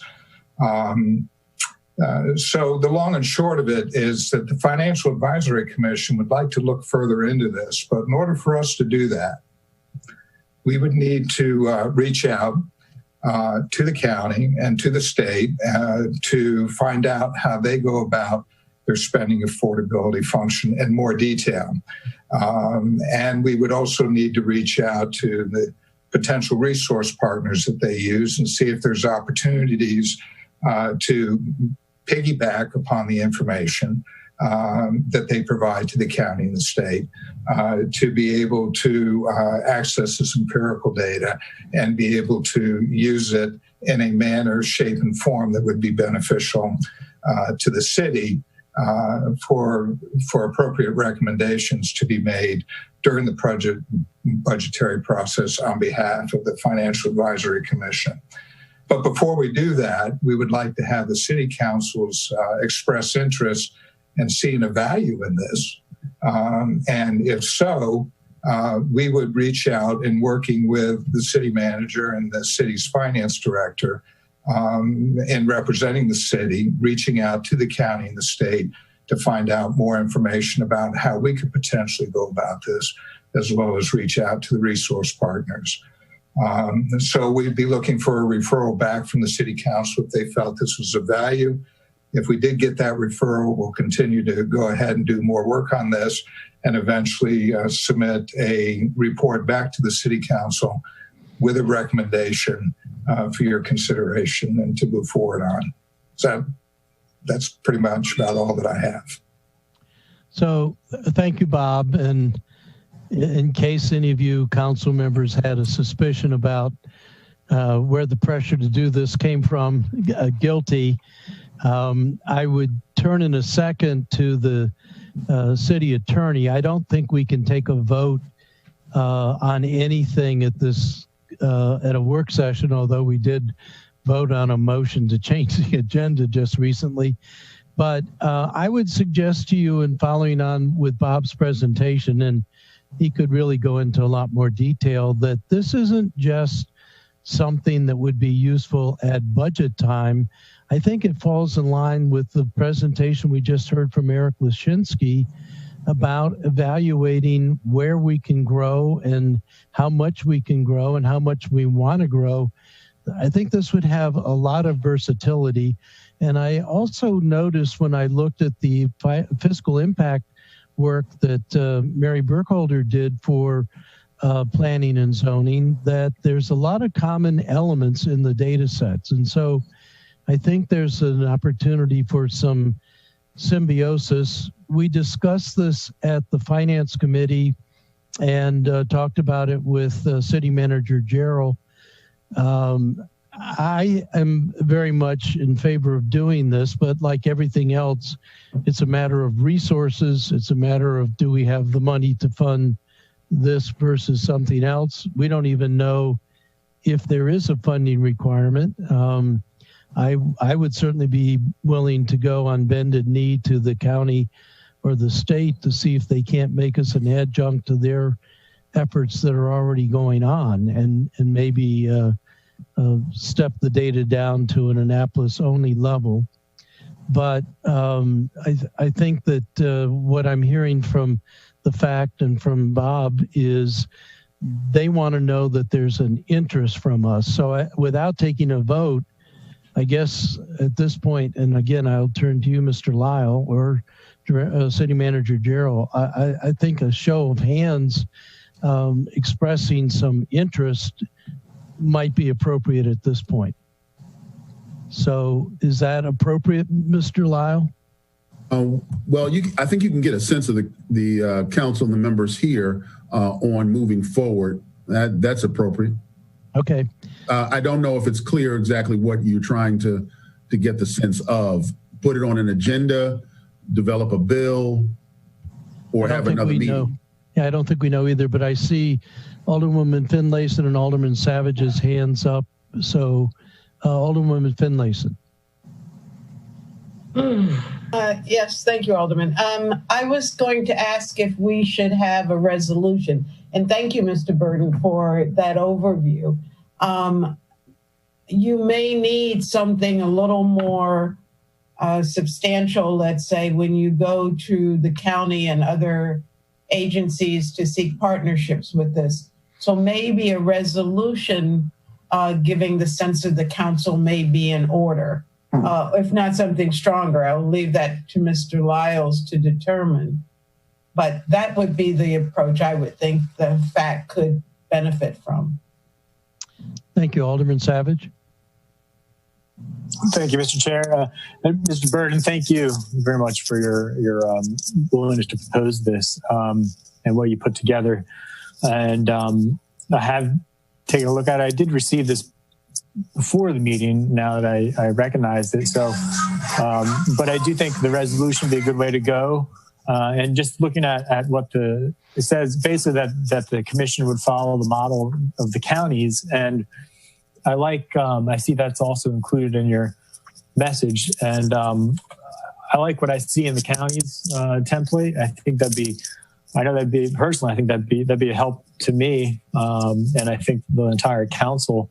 And it looks like the county's report's done in a very concise manner as well. So anyway, yeah, personally, I'm definitely all in favor of this. Alderwoman Tierney. Thank you, Mr. Acting Mayor. I'm sorry I wasn't at the Finance Committee meeting where this was discussed, because I guess I would have heard more of the city manager's comments. But this is kind of a big deal because a couple of years ago, I know that we went through and developed our financial policy in evaluating the budget and, our debt ratios. And, there's about a half a dozen different ratios that are actually in a resolution. So number one, would this supersede that? And number two, does it have the buy-in of our finance director and our city manager that this would indeed be a useful tool? It seems very elementary. I mean, the logic behind it is elementary. If we can't keep up, we have to raise taxes and vice versa. But is this the right vehicle? I don't know the answer to that. I would actually have to ask Director Dickinson her opinion, and the city manager.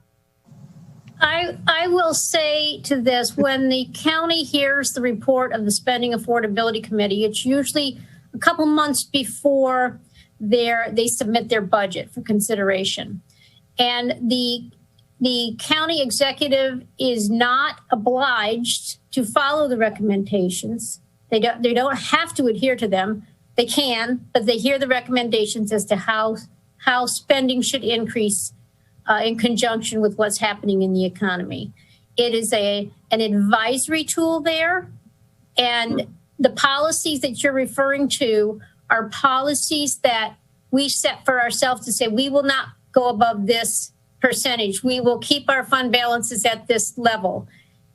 I would say at first this would be an advisory role, and then you'd have to decide if you want to somehow develop a policy regarding the spending affordability report.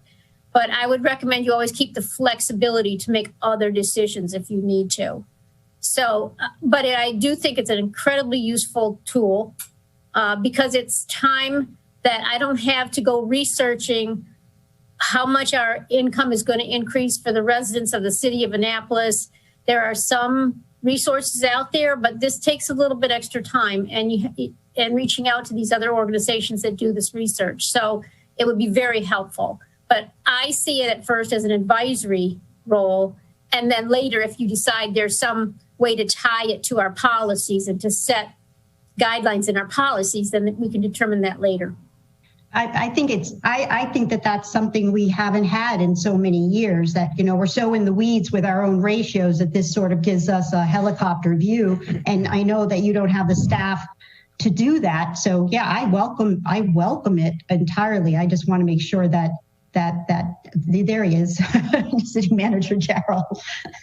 Yeah, and I agree. And we talked a lot about this at the FAC when Mr. Burden first made the presentation to the entire FAC, and we talked about the Finance Committee.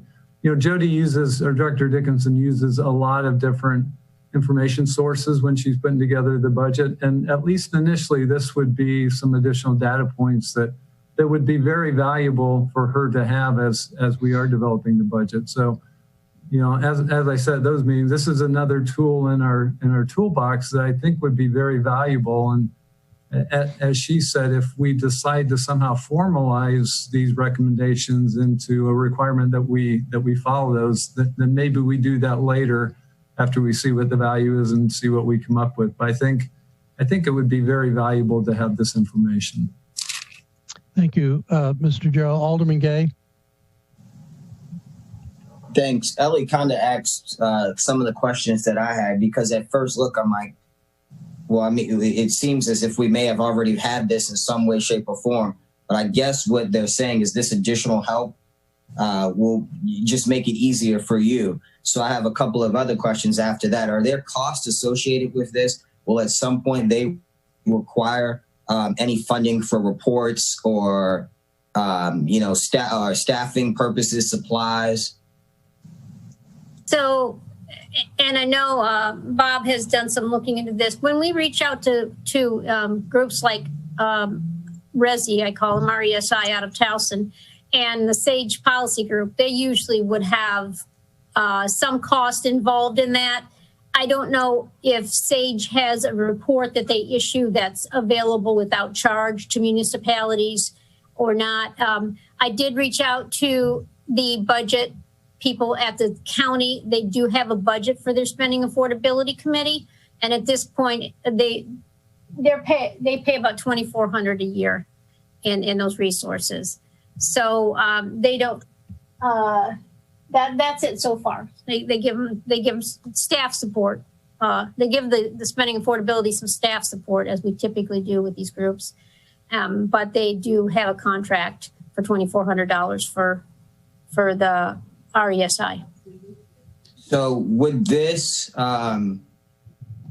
maybe take the weight off of you having to hire a deputy financial or Nice try. No,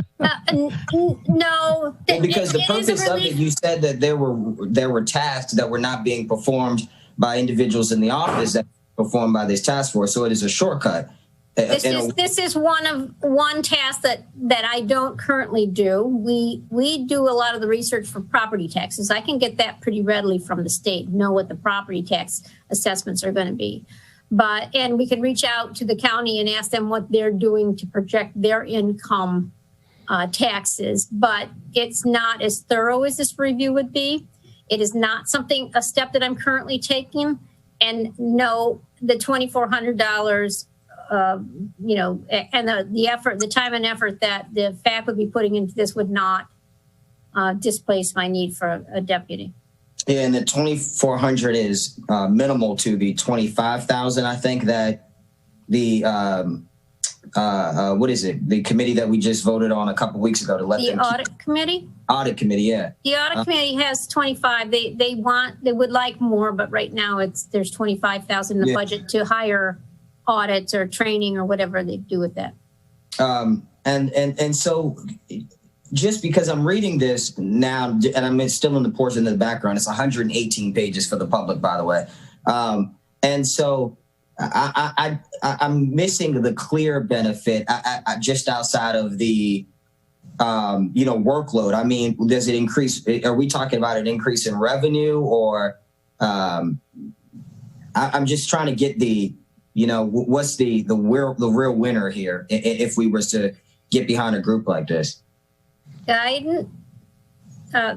Guidance like this will help us establish short-term and long-term budget spending affordability. So there is no legit, financial benefit from it. There's just the knowledge of the. Well, it helps us establish a wiser budget. Within parameters that the current economic growth will support, and then we make a wiser budget. And I'd say that overall really helps us spend the tax dollars that we get. Yeah, I think so too. So would it cut out maybe some of the contracts that you're using for other groups and individuals that may do business similar to this? I keep thinking of the groups that came before and they presented the charts on the bonds and all of that stuff. Would it help cut anything, or are we just adding another level? No, it would be additional information that's useful information. It's not going to. That is our bond. That is our financial advisor, who, when we are getting ready to sell debt, helps us decide how much debt we can take on. So no, that would not displace that. Okay, so this group is just. So it's just more guidance for you, I guess. I mean, if it doesn't cost much, we don't seem to be paying, too much. We aren't getting anything. I mean, except for the resources and the knowledge. So the financial advisory committee already exists, and we meet once a month, and they give us advice on a lot of different financial issues, especially during budget and our debt levels. But it is a citizen group. Volunteers, and they give us they've all got this experience in their own careers that adds to what we have, and they're meeting monthly, and they're the ones that pull together that report that you see there. This spending affordability committee that the county has is the one that does that report. They just meet and accumulate all this information from other sources. And the $2,400 that I mentioned is the cost for the other sources, because if you have an agency that spends time gathering economic data and pulling it together, they are going to charge people to use that data. They've got employees too. Okay, so So that's the only cost. It's just an incidental cost of this report that you see. Yeah, I'm not, the 24, like I said, that's so minimal. I just was really looking for the benefit that we would get from this. What you're telling me is, in, like I said, knowledge and the experience that these individuals have in helping us craft a better budget, which I think is something that we probably need. So my next and final question is, are you asking the council to pass 3118?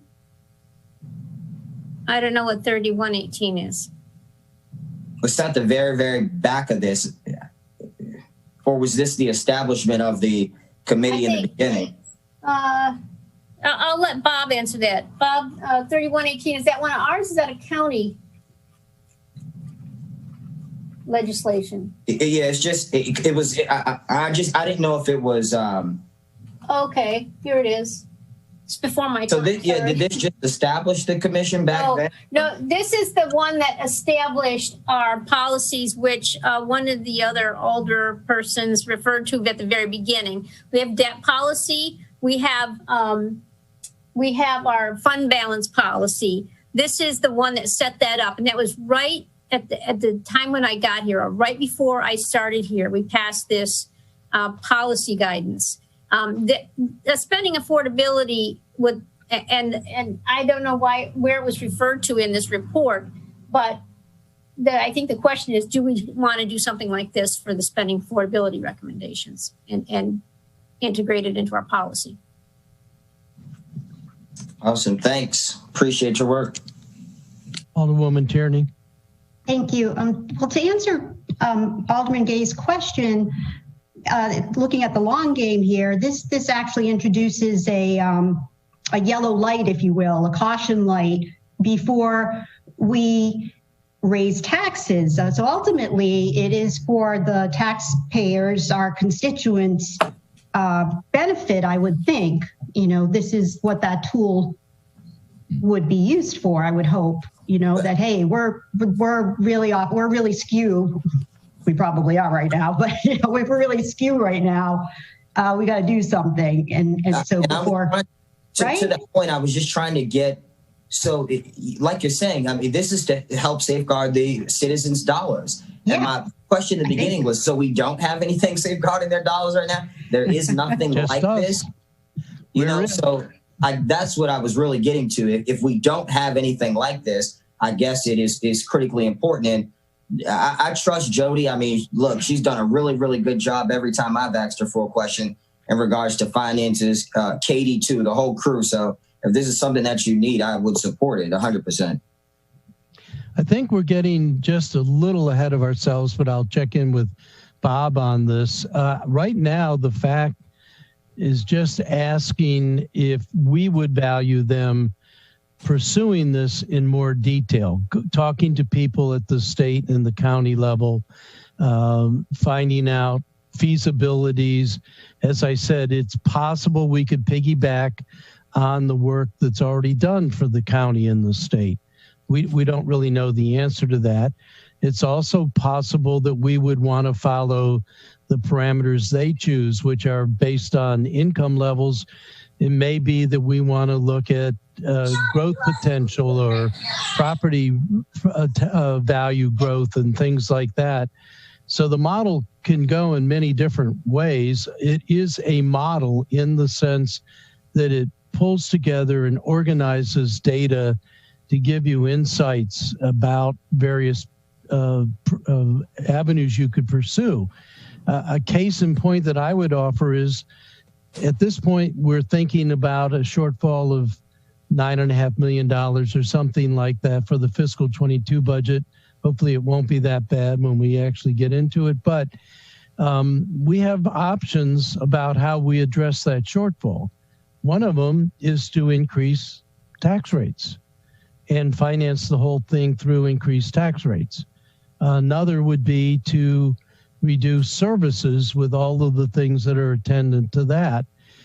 I think it would be nice to know what our latitude is. If we had the latitude and we had the political will to do a tax increase in an election year, maybe that's the right answer. Maybe there's room for that.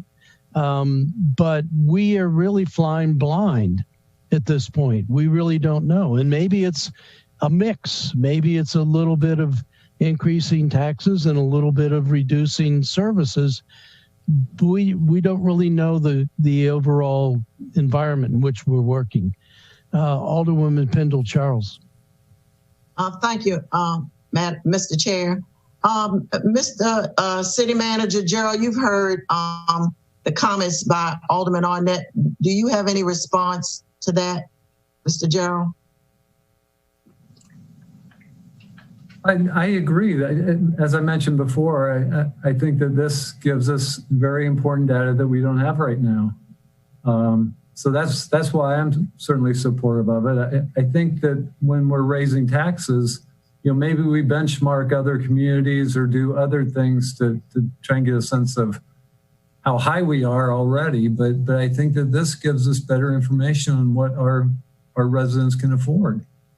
So I think it's really valuable. I think we are in some ways sort of flying blind on that particular aspect of how much can our residents afford to bear for the tax rate. Okay, thank you.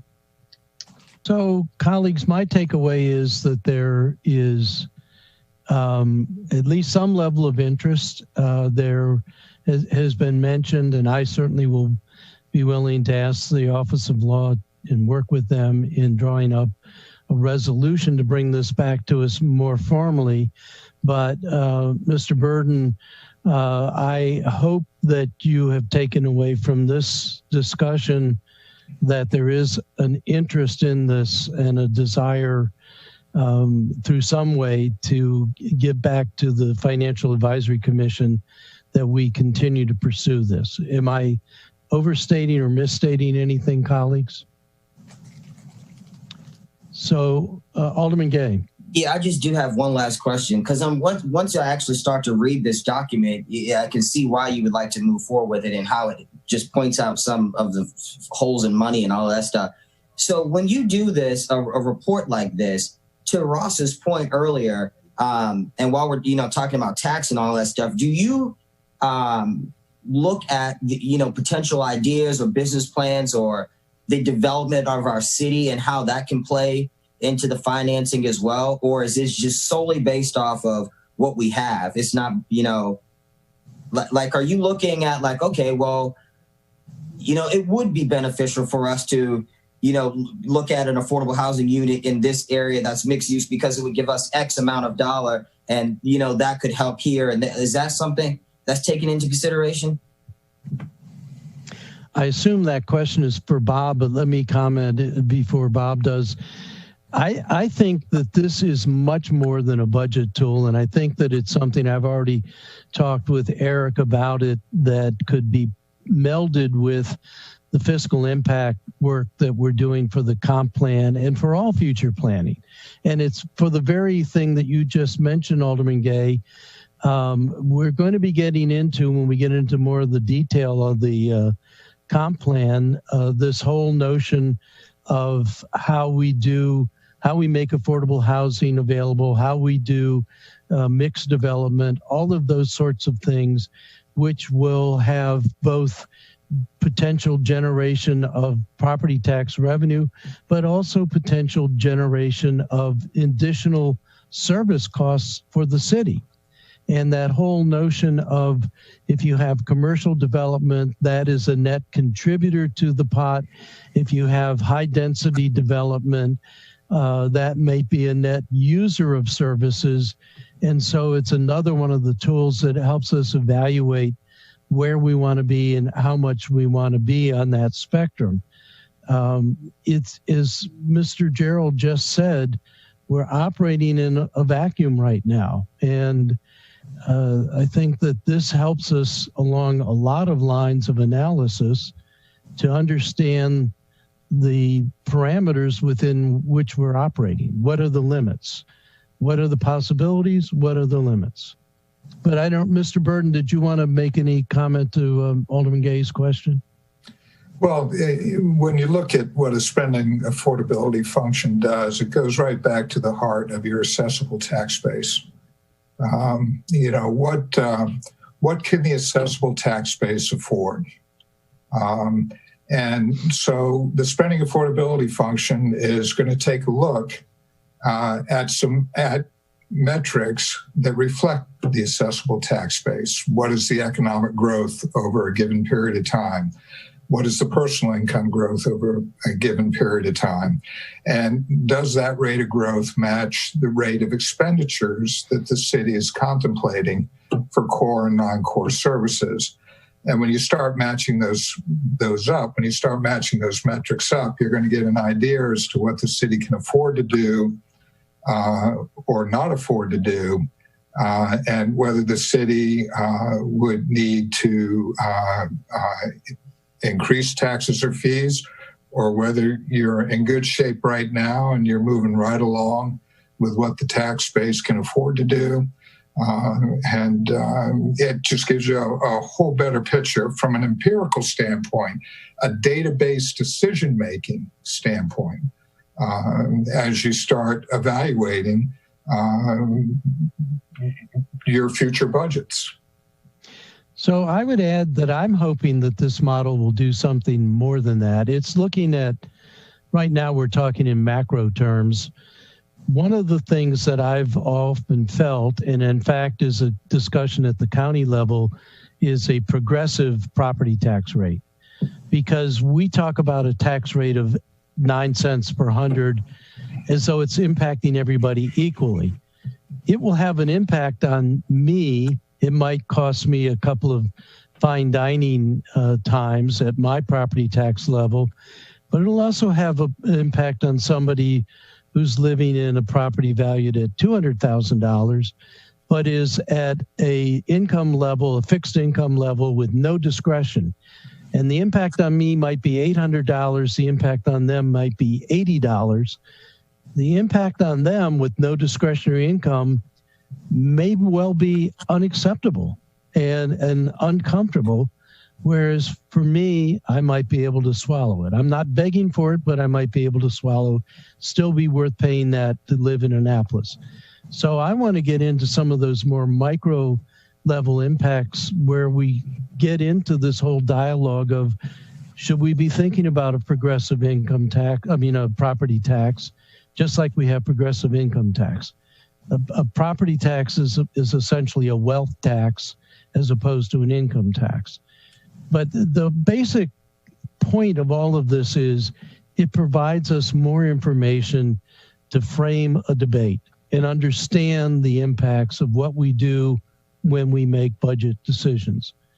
And that's why I espouse it. But I'm also come from that data environment. And so it appeals to me, may not appeal to everyone. Are we ready to call this question? And I think again, my summary is there is interest on the part of the council. We'll get together with the city manager and the city attorney to see whether a resolution is the appropriate thing. But I would hope, Mr. Burden, you've heard by the length of this discussion that there's certainly interest to pursue this further. That is the indication that I have from the discussion that has taken place, and we would still like to have a referral back from the city council so that we have that level of comfort in working with the city manager and the finance director to begin reaching out to the county and to the state to learn more about their spending affordability functions, as well as to, if necessary, reach out to the resource partners, such as the Regional Economic Studies Institute of Towson University and SAGE Policy Group and so forth, so that we can put together a more complete report and recommendation back to the City Council later this year about the potential of adopting such a function, which the fact would be happy to take on that function. It seems to fall within the stated responsibilities as outlined in the city code, for our advisory function, that we perform. So I would volunteer. I think this is very relevant to the Finance Committee. I would volunteer to work with the city manager and the city attorney to draft a missive to come back to the Financial Advisory Commission and also discuss whether we need a more formal resolution. I would hope we don't, but I certainly would be happy to work on that if we feel we need that. Seeing an overwhelming response to that. Is there any further discussion, questions on the part of any of the members of the council or the city? Quickly, so it sounds like this isn't something we'll be able to have for this budget cycle. Well, I actually am hopeful. I worked in the Office of the Actuary for many, many years, more than I care to recount. And I think that moving this from the county level to the city level is a matter of attribution. We have some hard level data at the city level, and we have a lot of gaps. And actuaries are renowned for their skill of letting the hard data drive the soft. We're always only going to have a notion. This doesn't give you a firm answer. The answer is you can raise taxes 2 cents. It'll not do that. It'll tell you the general latitudes that you have and some other kinds of analytic things that you could decide to pursue on top of that. But I'm always optimistic. The city manager has said, chill your jets, Ross, hope for fiscal 23. And he's probably right. But we won't know the answer to that until we commission the subcommittee of the Financial Advisory Committee to move forward and do some more research on it. I think if we were seriously contemplating a tax increase, this would be very important that we have this information. But I hate to be like the senior George Bush and say, read my lips, but we don't intend to raise taxes this year. It's just not the right year to raise taxes. So despite all of our budget woes, we're going to try to balance it on the expense side and not on the revenue side. All right. I'm glad that Alderman Payon stayed with us because we need his services right now, unless there's any other final word. Thank you, Mr. Burden, and I'll get back to you and I'll consult with my colleagues on the Finance Committee. Thank you. Nice meeting you. Thank you. Thank you. Thank you very much. Thank you. Alderman Payon. Alderman Payon.